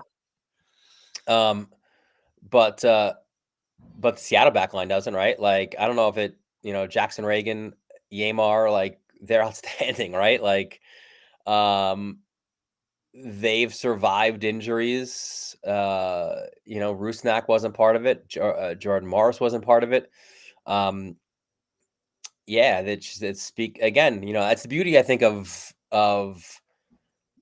the game and the way that it's matured. I think in North America is there's different ways you can build your team, right? There's different styles that you can play the game, and I think if you build from within, whether it's through your own academy or, in this case, Tacoma, right, as well, you can maybe combine that with spending. Then how do you spend? I think the U22 initiative is a smart one, right? You somehow pair that with DPs. Like, it's hard for that chef in the kitchen, right? And Seattle's way of doing it, with their guys, and listen, all credit to them out there, because we wondered early in the season, is it almost a Sporting Kansas City situation? Have they gone too far with these guys, Roldan and Morris, and he's injured, and Fry is older, and, well, look at them now, right? Yeah. Are we still underselling Brian Schmetzer? I think so, just because he comes off as just sort of a goofy, He's a librarian. Yeah, I was gonna say like a math teacher or something. Yeah, he's a or college like professor. Yeah. Yeah. um, he doesn't have an accent, like, he's Seattle through and through. Yeah, for sure. I think so. I mean, what they've been able to do, with him at the helm, right? I mean, the results speak for themselves. So, Starting lineup for Seattle in the matchup: Di Rosario through the program, Rothrock through the program, Vargas through the program. well, Di Rosario also, by the way, sorry, didn't mean to cut you off there, but through the program, but also one of those kind of almost like toss away guys, right? Like, was in the Canadian Premier League, was bouncing around. Like, they saw something there, and they got him into their program, and obviously, they're reaping those rewards right now. The Roldans, who've been there since 1924. Birth, yeah. Jackson Reagan through the program, Reed Baker Whiting through the program, Andrew Thomas through the program, Kalani Kosa-Rienzi through the program, Danny Leyva through the program, Manungu, I think, was a pickup. Stephen Fry been there forever. Cody Baker Whiting through the program, Jonathan Bell through the program, Snyder Brunel through the program. That's a lot of dudes that you're getting a lot of production from that are very, very young and have known. I mean, we see this in high school football a lot, where those small town outside the suburbs schools, or the ones that are far away from the beaten track, that are really successful, from middle school They are running the same plays on the Yep. same terminology, and it is the success that you see from Bobcat, Tomcat, Wildcat, all the way through from like U8, and they're doing the same thing. So by the time they're 16, 17, 18, they're ready to go as seniors in high school, and you get the success that you're seeing from high school football teams around the country. We're seeing that in spades. We're seeing this over and over and over again with the Tacoma pipeline, with what you're seeing with Seattle. And when the Red Bulls were the only team in the New York area, you were seeing it with Red Bull as well, because, you know, they had that whole market, right? Like, so you can go up to get a Tyler Adams, right? An Alex Wheel, you know, a Sean Davis, like, so on and so forth. And those were all program guys. And again, if you look at their Shield winning teams, it's a similar situation. Yeah, you had BWP, you know, who again maybe was a little bit of an outcast from England, but you had guys who were program guys, you know, Luis Robles, like these were all guys who came up through your program. So that, I think they took a hit obviously when NYCFC came in, because now there's two fish in that pond, right? And they're both going for a lot of the same players. Mm-hmm. We've got international window. We've got all that stuff going on. How are you going to be spending your weekend that has nothing to do with Major League Soccer, sir? So originally it was going to be the NYPD FDNY lacrosse game. Unfortunately, a member of that FDNY team died recently, and the funeral is Saturday, so they've postponed that game. So I don't know. Okay. Well, Is there a good Netflix? I saw the documentary, the 3-parter on the anniversary of Katrina that Spike Lee pieced together. All right, it's a nice, nothing too. I know it's a nice optimistic program. But no, it was a good 3-part series. As always, my friend, it's great to catch up with you. Great to find out what's going on in and around Major League Soccer. MLSsoccer.com with your Yankees mug and your Oasis concert. I'm glad you had fun and had fun enough for all of us. And John Roper, yeah. He questions here, you know, is that a Yankee mug? I thought you were in Queens. It doesn't matter. Yes, I mean, I was, first of all, I was in Queens. I was born and raised in Queens. Yes. But Yankees, if you watched the game in Houston last night, Yankee fans are everywhere, man. They are. It doesn't, I don't have to be a Mets fan because I grew up in Queens. Yes. No, I completely and totally understand that. And we will always continue to throw things at you because you are a Yankee fan. As always, my friend, great to see you. We'll catch up with you next week. All right, buddy. All right, there goes Dylan. Hot tag. Jarrett is coming in briefly. Jarrett, we're waiting for Kacey White to come in. What's on your mind? Oh, no, I was just dropping by to see what sort of chaos was unfolded. Oh, we're out of Dylan, and Kacey White's coming in, and we're discussing everything from her and Jess Charman calling Charlotte New England to SEC and ACC soccer to NWSL and all parts in between. So that'll be the topics when Kacey comes in here in a little bit. We were talking about Leagues Cup. We were talking about other things and all the points in between. So let's see. So Dylan I almost didn't come back home because while I was gone, Utah Royals won a game. Like, yes. Maybe I just need to stay away. Well, that could be true. All right, let's bring in Kacey and find out what's going on in the world of Kacey White. And my first question for Kacey D is this, as we bring her in. Kacey, did you? Jarrett Smith is with us too. Part of our cadre. He is our representative in the Mountain Time Zone. So love that. And so he's based in Salt Lake, and he gets to check in on the Utah Royals, and so he knows that the NWSL is part of the conversation. Did you or did you not spend time in a hotel that was encased in concrete this week? Honestly, yes, I did. And I have had internet problems at this hotel that shall remain nameless. And because I'm not about that, I'm not going to call them out.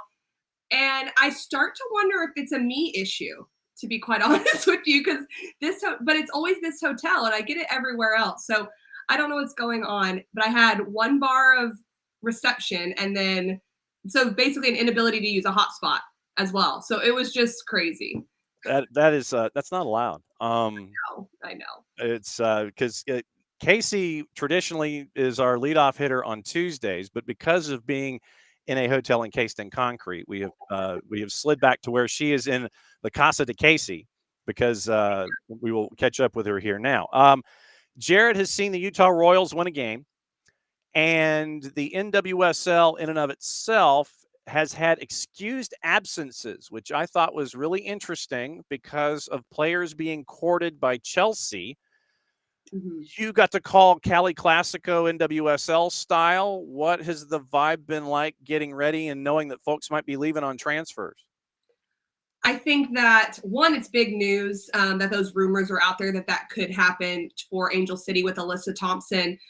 What was really nice to see from an Angel City perspective, from an NWSL perspective, when I was on the call, was that Angel City had players step up, to be quite honest, and that's what they have to do. And Alyssa Thompson, if she does end up leaving, and if those rumors end up being true, is a big loss. We all know that, but you have to figure out how to do it by committee, or someone has to step up. And I was pleasantly surprised at the role of Riley Tiernan in that game for Angel City. As a rookie, she's leading the team in goals. She was doing that coming into the game. But what I was impressed with, it wasn't just her goal. And I was on the call actually for Bay FC RSN. So it was kind of interesting because I was on that call for those in the Bay Area. But I loved everything about her goal. But what was actually most impressive was she started to take on more of a playmaking role as well than we've seen in this season. That's what she did in college. She played more in the 10. Now she's playing in the 9 up top, but she molded those two roles together really well in this game. And that's needed, honestly, for someone to step up in the absence of someone like Alyssa Thompson. Jarrett, Utah 2-11-5 at the bottom of the table, looking up at everybody else. Your question for Kacey D about the NWSL is what, sir? We might have stunned him. Oh, no. Jarrett. We lose you, Jarrett. There's happier things to talk about. No, there's happier things to talk about than whatever the Utah Royals are doing at any given moment, although they won recently, so that was exciting.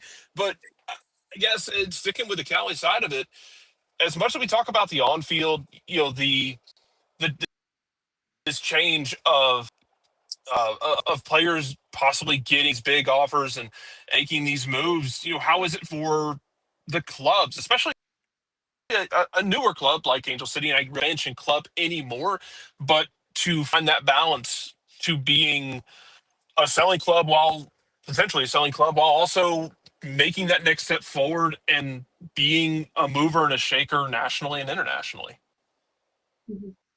I think there's a couple things at play here. One is that the NWSL has always talked about, whether everyone believes it or not, or whether they follow through with it or not, that they want the players to have the ability to do what they want to do with their careers. And that was a big step of eliminating the draft. And I think that these moves are good in a lot of ways for the players, of course, but also in supporting the player moves, the profile of the league, the ability to be connected worldwide, I think just continues to grow, which that kind of, I'm not a business person, so I don't think of it that way. I just think of it more as growing from a namesake and a league perspective. So I always think that is great. But I also think at play with Angel City is that you bring in someone like Alex Strauss, who has been very vocal about it takes time to build championship clubs.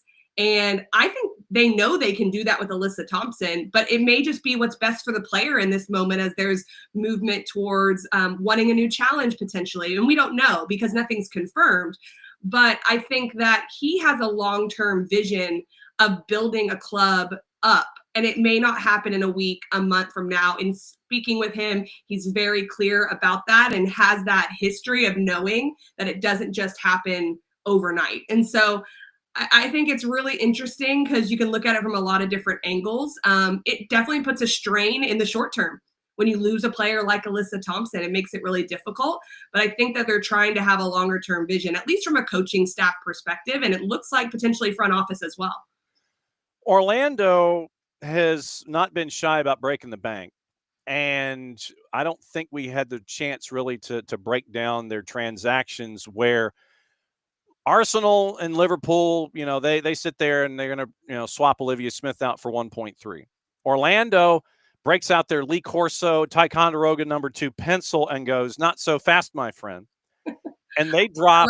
Lee Corso reference. I love it. Hey, but I mean, literally, it's like Orlando decides that they're going to break that record of 1.3, bringing in Lisbeth Ovalle, who is a part of El Tree. And so we get into this idea of, okay, let's build. It's interesting that you're seeing clubs shelling out 7 figures now in the NWSL. It's something that has grown to this point. But when you look at Orlando and Lisbeth Ovalle and what that might bring to the table, whether we were talking on the field or off, what do you think these 7-figure transfers mean to the league in general? And then Orlando bringing in a Lisbeth Ovalle. I think it means everything. The fact that women's soccer is here and it's viable and there's money to be placed into women's soccer is a great testament. And so I love seeing that. It does put even more pressure on the players. But that's what we've asked for in this environment, is to have the investment and to show what women's sports can be and what women's soccer can do. So from a more long-term piece and a bigger vision, I think it's great. Ovalle, I think, will be very impactful. We don't know what that impact is going to look like. Is that going to be a lot of goals in replacing Banda being out? Is it going to be goal contributions of both goals and assists? Or is it going to be more playmaking? I think there's going to be a little bit of everything with her. She has so much quality. I think she'll fit into the system that Seb Hines likes to play, with a lot of fluidity and movement and not necessarily rigid systems. So she fits what they're doing, and then it just raises the bar to the rest of the league of the investment that they've made in bringing her here. Jarrett, next question's for you. Topics are wide open. It can be NWSL, college, or Major League Soccer with Charlotte, New England. No, we're going to stick right there, because you bring up the ambition, those decisions to spend money. We know Orlando's not shy about it, but without a draft going forward and with giving players kind of more about that autonomy, how do you see some of these clubs making themselves appealing to those top-level young players coming in, where they're going to have more freedom of choice? How do some of these other clubs make themselves an appealing option for them so that they can compete, or are they just going to have to, kind of buck up and go for it more often? Money. I mean, I have to say that the reality is what starts to happen when a player makes the amount of money that players are starting to get, or transfer fees are happening, inevitably, as a human being, if you're also a player that's close to that level or at that level, you're starting to think, well, I could do that too. And so money talks. And I think that that's important. We can't deny that piece, but these clubs also have to show an investment into the player, into the person, into the human being. I think Orlando has made really big strides in doing that. Angel City's another club as well, where these players talk about how they're just taken care of. And that was a big conversation piece in the NWSL. It does really matter. And so, yes, winning matters. Yes, money matters. But if you can get those pieces right, and the vision that the coach, says to the player of what they want to build, what they want to do, that helps. But ultimately, I do think players do still care about being in a place that they enjoy being in as well, as long as they have the other stuff as well. We're going to compete for championships. Money's not going to be an issue, and go from there. All right, KCD's hanging out with us. We have 3 topics on the board, 1 topic away. Now we go to the second topic, Major League Soccer. You and Jess, the Wonder Twins, called Charlotte and New England up at Foxborough. And you've had a couple days to think about that one. What sticks in your head from that matchup off the top? Oh, there's so much. What direction do I go with this? Kacey, it's your segment. You can do whatever you want. I know, I have so many thoughts in this head. So one, it was a wonderful time with Jess. I have to say that. I mean, I know she's an OG here, and we love just being able to travel together, hang around, and then on top of it, call a game and watch football. That's great. So we love that. This was an interesting game. It somewhat played out how I initially thought it would, where they would be tight in a lot of areas, but it would really be finishing efficiency. because that's something that has eluded New England, but not necessarily Charlotte. Charlotte has figured out ways to win, and they've been really good in and around their box, whether it's been a lot of opportunities or a few. What did surprise me a little bit was New England had the majority of possession. That was the one question mark I had, was both of these teams are really comfortable in out of possession shape and counterattacking. They can both possess, but they're really comfortable in that. And Charlotte just went on the road and was really composed, let New England have the ball. But it was one of the things that really stood out to me towards the end of the game was we had a shot chart, and New England had the vast majority of shots, but besides their goal, their shots on target were all outside of 20 yards. But they had so many shots in the 18-yard box that were not even on frame. And so they had really good play. I thought New England looked good in that game. They had the majority of possession, but they could not put shots on target. And that really was their downfall because they let Charlotte linger in. Jared, on Charlotte and New England, what sticks in your mind from this matchup? Charlotte, the 2-1 win up in Foxborough. Honestly, it's the fact that I can't figure out Charlotte, because early in the season, it was a team that I thought was playing over its head. Then they came crashing back down to earth over the summer at terminal velocity. But then it just seems like they kind of picked themselves up, dusted themselves off. And, to Casey's point, like, they've figured out how to win. And it doesn't always have to, it's something we talk about all the time here with Atlanta. Like, it doesn't have to be pretty. You get to a point where you don't have to win pretty. All that matters is the 3 points you're putting in the board for Charlotte. They're in fourth place, but they've kind of figured this out. Does that change what they can be for a playoff team and what their ceiling? So what do you think the ceiling is for Charlotte?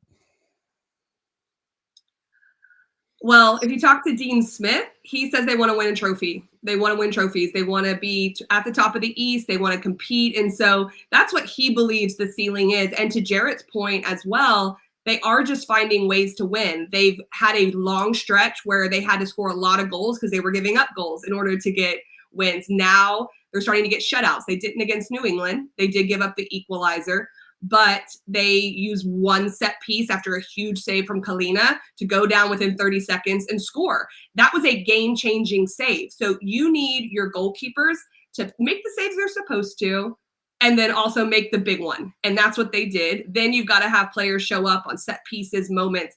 The longer they go in the season and into playoffs, the margins get smaller and smaller. And so I actually think a team like this is incredibly scary to come up against because they are adaptable and they've shown they can win in a variety of ways. And so usually when you have a team that's all about possession and movement, you know what you're going to get. With Charlotte, I think it's a little bit more unpredictable. We've seen the development of a lot of young players in Charlotte through their time at Crown Legacy and MLS Next Pro. And one of those is Adelson Malanda at the back. And I think that Malanda is providing a decent amount of cover for Tim Ream. That back line of Marshall, Ruddy, Malanda, Ream, and Byrne is what you got to see for Charlotte. And I think that Ream is being protected, at least in the lineup at points, by Diani and Ashley Westwood. How difficult, I guess, how impactful is Malanda to you? And then when he goes to Middlesbrough after this season is over, it's going to present an interesting test for Dean Smith about how to fill that hole at right center back. He was imperative to the way they played because so many aerial challenges and clearances were coming into the box. And he was there and he met the challenge every time.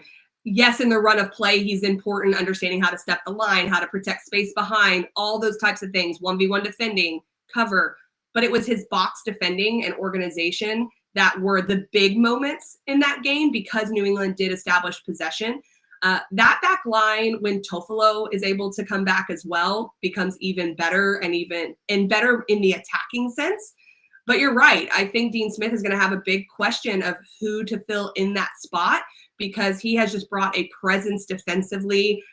He has the mobility to be able to cover in space. And if there are any mistakes, he is able to make up for that. So that will be something looking towards the future that Charlotte will deal with. Jared, are you still fighting mountain ranges? Or are you in valleys or are you in peaks? I'm always in a valley. I literally nestled up against the mountains, like terminally here. I-15 is not for the weak of heart. No, especially at night. Anything else on Charlotte, New England from your perspective, or do you want to head to college soccer in the SEC and the ACC?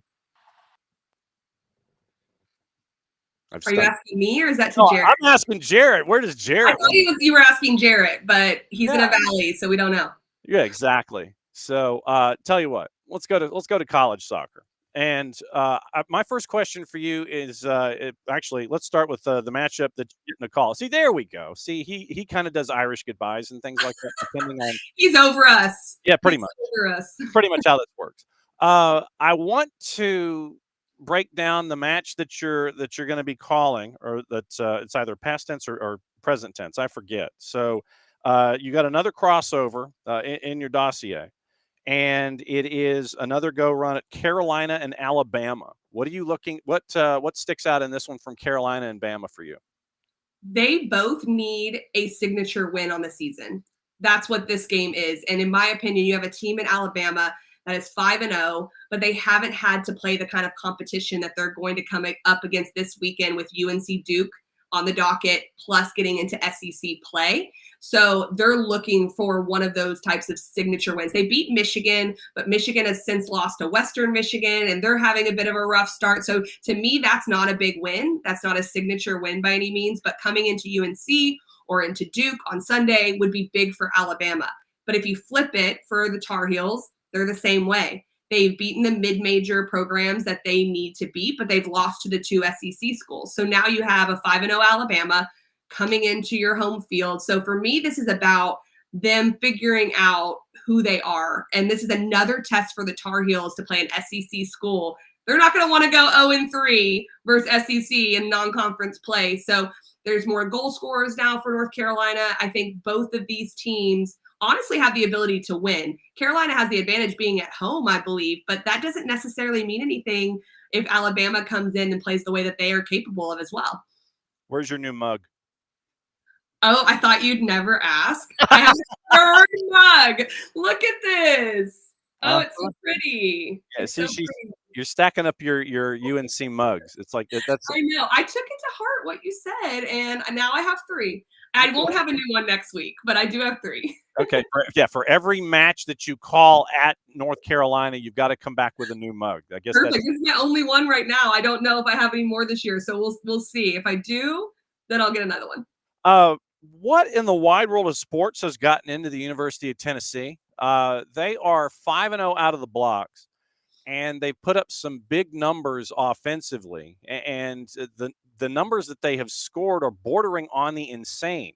And I think it's 18 goals that they've scored, I think, in the 5 wins so far this year, and the goals allowed is a minuscule number as well. What has gotten into UT this year?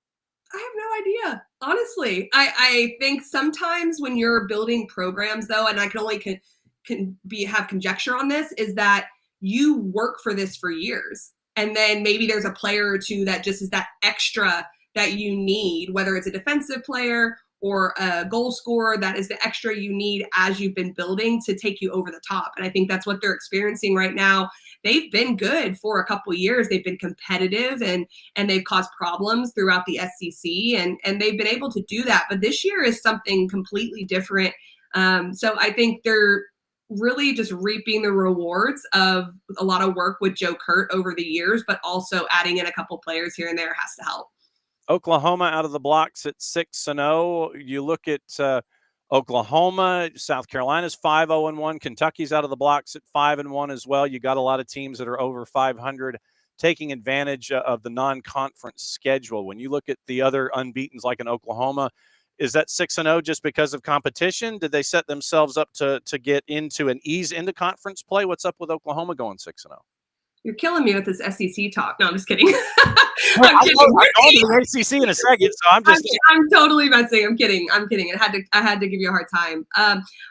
So Matt Mott has now been there a little bit long. It's not just 1 year. So he's been building as well. He has a really good reputation of building programs, had a great career at Ole Miss as well. And so I think part of it is like what I was saying with Tennessee is that sometimes it just takes a little time to get your identity going, get players in that fit the style of play that you want to play. With all of these teams, there's a bit of a mixed bag with how they handle non-conference play, which we've spoken about in the past, where there's a couple that really test themselves in either exhibitions or non-conference play, and they may not have as good of a record, but they're battle tested as they come down the stretch. And then there's others that may not have as strong of a non-conference schedule, but they're building confidence and they're figuring that out, or at least that's the hope of the coaching staff. But we won't really know which of those pays off for these teams until we get into those SEC and ACC games to see which approach worked for which program. So I have been noticing that about Oklahoma. I did coach there back in 2012 through 2014 as an assistant coach, and it's a great place. It's a wonderful campus, sports university, and they just haven't quite figured out how to be on the national level. And so I always watch from afar, and I saw their record as it keeps going. They keep getting wins. So they're a school I'm really interested to watch when they get into SEC play. Does that continue? ACC on the women's side, Stanford has scored 25 goals in their first 5 matches. They've only given up 2. They're unbeaten. Duke's unbeaten. Notre Dame has outscored. They've got a plus 16 in goal difference in their 4 wins. Virginia's only given up 1 goal in their 5 matches so far. Louisville has scored 27, and they've given up only 4. They're 5-1. Florida State, they're 2-0-1. They're just getting their schedule started. You got to see FSU early on this year. You got a bunch of other teams that are hanging above 500. ACC women's side, what sticks in your head? Well, one thing that sticks out to me is the amount of goals. I don't think that's necessarily the strangest thing I've ever seen, because it does depend on who you're playing, and sometimes those goals just pour in. But there are certain teams and programs that are getting more than they normally would, like a Louisville. Like that sticks out to me. When you tell me Stanford has the amount of goals they have, in some ways I'm like, wow, that's crazy. And in other ways, I'm like, well, it's Stanford, and the players that they have can definitely score goals depending on their matchup. So Louisville definitely stands out to me. Karen Ferguson-Days has been there forever and love what she does with that program. So that one will be a unique one to watch to see if they can keep that going. And obviously the goals probably won't stay the same as going into ACC play, but can they turn that into wins? I hate to mention it, but Florida State had that tough match against Kansas for them. Yeah. But Kansas is a good program. They have not competed as much nationally, but Nate Lee going in there, a really respected coach. And I only caught the last probably 20 minutes of that game, and it was just a bit disjointed, but that happens with really good attacking teams. And the reality is Florida State still looked great in that game. And so I have no worries about Florida State, but it is an interesting result. And we thank you for that analysis when it comes to one of the best schools on the planet, Florida State University in Tallahassee, Florida. Hey, I talk about my own Tar Heels losing, so I couldn't avoid that. It wasn't a bad result by any means, but I couldn't avoid it. One other story that I wanted to discuss with you a little bit, and literally it was just in the research that I had this morning, and it was overseas, and it's a story out of The Guardian. Minimum salaries are being introduced in the Women's Super League and WSL2 this season and will stop second-tier players needing part-time jobs on the side, according to the chief operating officer for WSL football. WSL2 moves to fully professional criteria, and its minimum salary floor has been agreed in collaboration with the Professional Footballers Association. Previously, average salaries were understood to be so low at some clubs, many second-tier players needed additional income from jobs such as teaching or physiotherapy. NWSL has a min of 48,500 euro this year. WSL has not revealed minimum salaries for WSL and WSL2, but the figure will be different for specific age groups and different in each division. And so they wanted to focus not on a part-time job and the pressures that come with it, so players' focus and energies can be on being the best footballer that they can be. So really cool stuff that is coming out of the Women's Super League and WSL2, where now those players, especially in the second division, won't need a part-time job. This is great. It's wonderful news. I remember back playing in the WPS, and I was under a national team contract. So then we were protected by a minimum in the league, because that was at the time you got paid by both, because neither one was paying a big amount necessarily, but we were protected, and there were very small minimums, like low. And I remember clearly putting our starting 11 out for this game and realizing that 2 or 3 of the players were also waiting tables. And this was at the highest level, and they were doing it because they needed part-time jobs, and they needed to do that because they weren't protected. But these were contributing players in a league that had Marta, that had all these top players in the country, in the world, just like the NWSL does now. And there was no protection for that. So what this does over in England is so big, because it allows the growth of the game. These players now get to invest everything they have into being the best they can be. That only makes the domestic league better. It only makes the national teams better over there for England, but also internationally, it just grows the game, because the commitment level and what they're able to do, because the financial part is more taken care of, is great. You don't lose as many players because it's just too tough. We lost a lot of talent because there weren't additional pro opportunities. And that was even happening just in the last couple of years. And because there weren't minimums. So people were training all day and going to work at night and having to get up for training. That is not the recipe for the best product from a professional women's soccer standpoint. So things like this, especially outside of the United States, seeing people take charge in that is great for women's football. All right, so we know that Carolina and Alabama is on your dossier for the weekend. Is that the only focus you have? Do you just get to spend time watching other stuff, or are you busy? Are the busiest person in show business? I have 4 additional games this weekend, so it's a crazy weekend. I'm calling all out of studio in Florida, so nothing on site. I have UNC versus Alabama tomorrow at Dorrance Field, so I will be there for that. Then I have a USL championship game on Friday night, Phoenix Rising and Las Vegas Lights. And I'm not going to go through every game, but I do have 2 USL Super League games as well. One on Saturday night, one on Sunday. And then I have a doubleheader on Sunday. I have an NWSL World Feed game Sunday night. And I'm not going to remember every game off the top of my head, even though I have it all listed, because it's one game at a time. But yeah, it's a lot. There's a lot going on this weekend, 5 games in 4 days. So I'll be busy. Yes. And when you come back on Tuesday to bat leadoff, we'll talk about the Super League.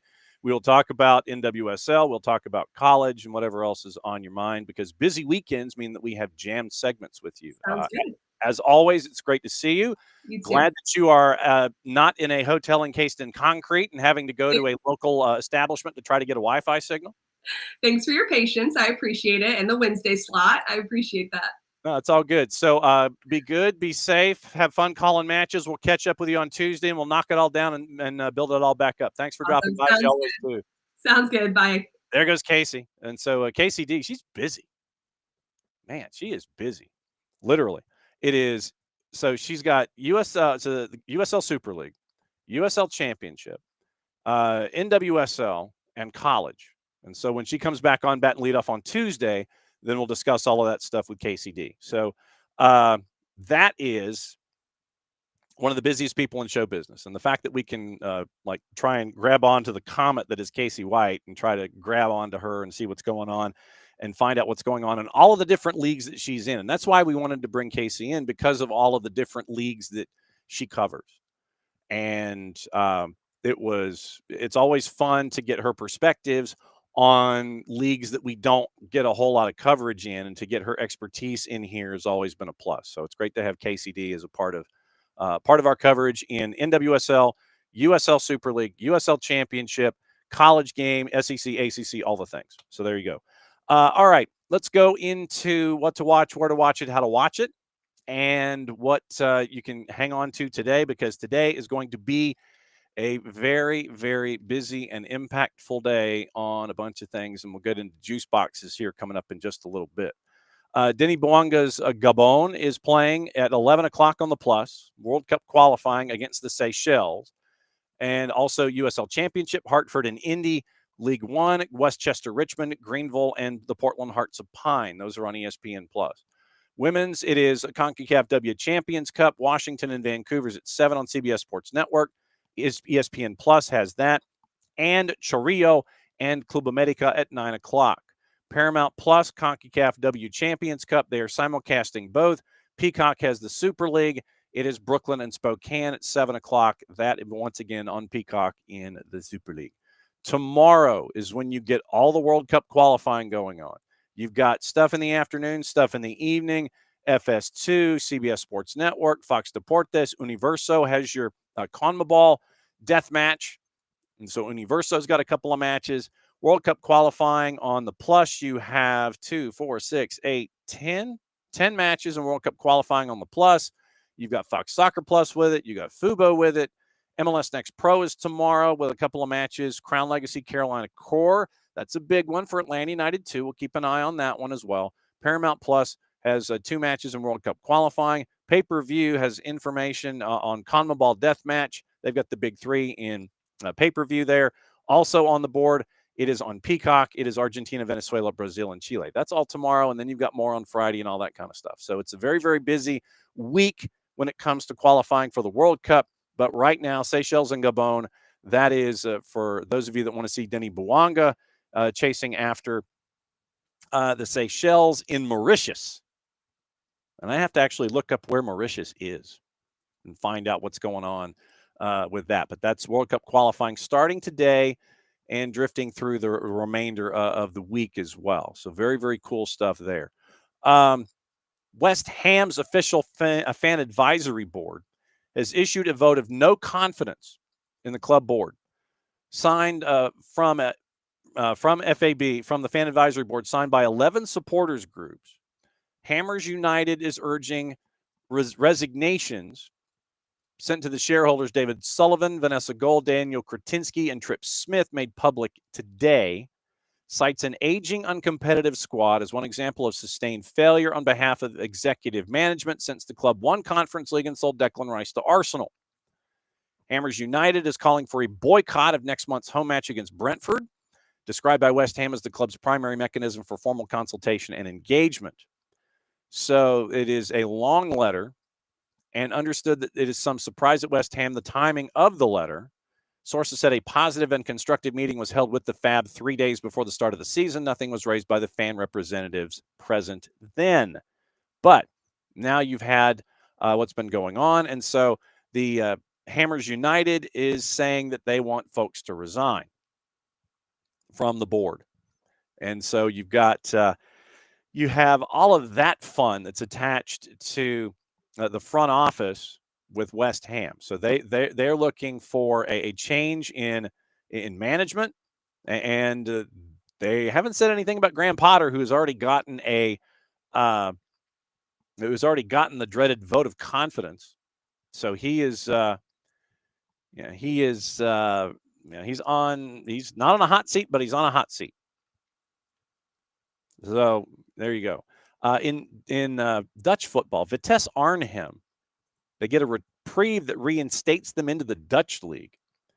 Experts believe the club had a 1% chance of survival. Ties to Roman Abramovich led to the KNVB investigation. Vitesse Arnhem, they get the reprieve after an appeals court ruled against the Royal Dutch Football Association's decision to revoke their professional license. They looked doomed after a civil court judge voted in favor of the KNVB last month, confirming that that would appear to confirm that they would have gone down to the second division. 133-year-old club. Many supporters resigned to at least one season after no arrangement could be figured out to continue in amateur football. The Court of Appeal heard the case, suspended the decision of the licensing committee and appeals committee to withdraw the license and ordered the governing body to put them back in. Vitesse may be known best to British fans through their close association with Chelsea, with whom they had the loanees in the 2010s, Mason Mount, Armando Broja, and KNVB began their latest investigation into Vitesse after reporting by The Guardian and the Bureau of Investigative Journalism in 2023, which leaked documents that appeared to show Abramovich had secretly bankrolled the club for years while owning Chelsea. Subsequent attempted takeover by Coley Perry, blocked by the KNVB. Local consortium named the Sturkhouders agreed to a plan to save the club, viewed by the KNVB as insufficient to save them from being thrown out into the cold. Now Vitesse will plot their return to a second division that's already 4 matches old. Logistics for their reinsertion remain unclear. They could restart in a couple of weeks when the next round of matches happen, but the task of raising a team looks severe. Senior players left. Their captain, the former Manchester United defender Alexander Büttner, is among those who have stayed. Long-term club's restructuring must be approved by the KNVB, so Vitesse Arnhem is back in business, is in the second division, but we'll find out what the latest is with all of that. Nike's going to provide free boots to players after extending their WSL sponsorship deal. Forgot to talk to Kacey about that, but that was very, very cool as well. All right, so that's our friends at The Guardian. At The Telegraph, as we tour what's going on, let's see. Yeah, West Ham is on the brink of civil war, The Telegraph says it. Civil war from Matt Long. And yeah, they are looking for, let's see. Telegraph Sport can reveal the damning details of a supporter survey in which 72% of those asked claim to have considered staying away from games at the London Stadium. 72% of the fans in a survey, they're like, nope, we're done. West Ham have not commented on the letter of no confidence. And the protests against Vice Chair Karen Brady and others have been planned by one supporters group supported by the FAB. So that's what you're staring at with West Ham. David Sullivan, joint chair. So it's David Sullivan and Karen Brady. Those are the two that are right now being stared at by the fan advisory board. It's like, y'all got to go. 10,000 fans almost, 72% considered stopping attendance due to poor atmosphere or experience. Of the fans surveyed, 94% rated the London Stadium atmosphere as worse than the club's traditional Upton Park home. Only 5% saying the atmosphere was good or very good. So no confidence. The front office.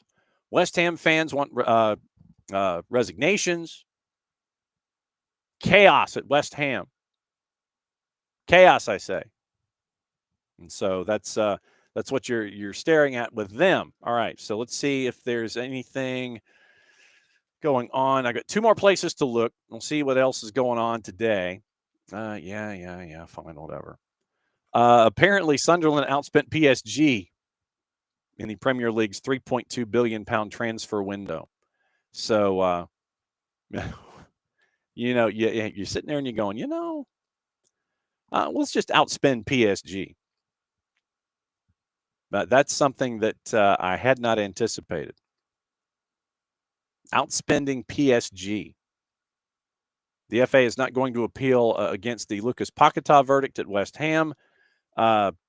These 4 spot fixing charges.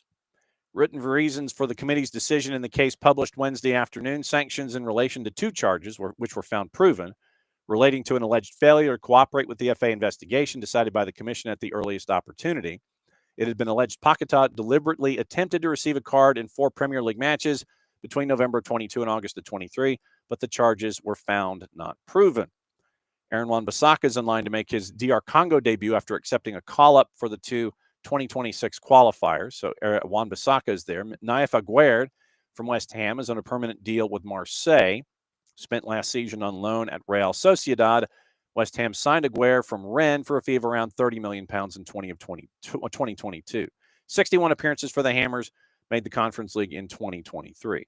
Maxwell Cornet has joined Genoa on a season-long loan. West Ham have announced the signing of defender Igor Julio on a season-long loan from Brighton. 27-year-old had been set to join Palace, even undertaking a medical, decided to join West Ham instead. Understood Julio had concerns about his potential playing time at Palace, ultimately curtailed Mark Gahey's move to Liverpool. And so the Julio Gahey element in all of this, where Gahey was supposed to go to Liverpool, but then he didn't. Now he's not, and he's staying there. Chelsea's in talks on loan with West Ham about Axel Disasi on loan, and Emerson Palmieri signed with Marseille, leaving West Ham in a permanent deal, and trying to see if there's anything else. West Ham's been very, very busy. So keeping an eye on all of that stuff too as well. So transfer latest. The Palace latest, Alexander Ceferin President of UEFA says he feels sympathetic towards Crystal Palace after their drop into the Conference League. Eagles earned a spot in the Europa League. Then you end up being found to have breached UEFA's multi-club ownership rules. If you missed our conversation with Jason Stevens, you can go back and listen to that. We talk about equity funds this week, market equity, and their engagement in the multi-club ownership. Crystal Palace appealed. Cass denied it. Sefrin had little to do with the case, said he felt sorry for them in an interview with Politico. Of course, I have sympathy. It would be a historical thing for them, but it's not UEFA's fault that it happened. They'll still play in Europe. That's also a good thing. I was not included in the decision-making process. I just knew the result. But of course, I feel sorry. It's not the fault of the fans and not the fault of UEFA, and it's not the fault of the players and the coaches. So Alexander Sefrin in an interview with Politico has those words for everybody. So let's see. I think one more. I'm trying to remember what paper we haven't checked yet. I think it's the Times. So let's see what the Times has to say. The FA is criticized by the panel for a weak spot-fixing case against Lucas Paquetá. Cleared of charges with the FA admitting evidence was circumstantial, and its own barrister disagreed with its own lead witness. So yeah, the Paquetá case, facing a 6-figure fine for failing to cooperate, but not so much. FA is forced to pay huge costs over an apparent bias against Nottingham Forest. The comments from the chair of the disciplinary panel, which investigated their social media post accusing VAR of being a fan of relegation rivals Luton, found to be highly pejorative. FA forced to pay Nottingham Forest hundreds of thousands of pounds after losing a landmark legal battle. They faced disciplinary proceedings after the 2-0 loss by Everton to Everton in April of last year. 3 disputed penalty appeals. Posting on X, they had warned referee chiefs that the VAR in the game, Stuart Atwell, was a fan of Luton Town. Forrest then complained the barrister appointed to chair the disciplinary panel had been biased against them after the club questioned the £1 million fine being sought by the FA. Graham McPherson, King's counsel, had said at the hearing he rejected the club's somewhat hysterical submission. Lawyers have now found McPherson's comment to be viewed as an unjustified, inappropriate, and personal attack on the club, and eventually fined £750,000 for the tweet. Forrest had been charged with bringing the game into disrepute thanks to a post viewed nearly 40 million times. McPherson appointed the chair of the FA panel that made the decision. Forrest launches the appeal. McPherson selected. Forrest objected to the appointment because of pre-existing commitments. McPherson would recuse himself. However, in October, Forrest were then fined £125,000 for the mass confrontation. Forrest appealed that too. McPherson once again names chair of the disciplinary panel. Club argued his appointment was inappropriate because of the hysterical comment and sought arbitration hearing to resolve the matter. Panel for the hearing has sided with Forrest, concluding the case where apparent bias has been made out. So the FA has not commented. The FA footing the legal bill have to pay the cost of the tribunal, just over £105,000 plus VAT for both its and Forrest's own legal costs. So that is from Matt Lawton over at the Telegraph. All right.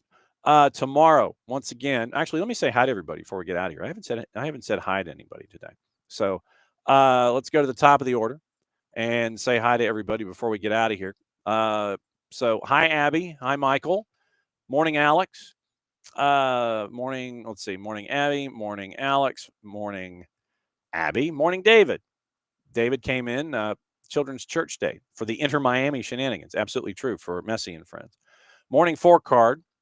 And let's see. So Abby and Michael. Michael's looking for a suspension for the rest of the season, including the postseason.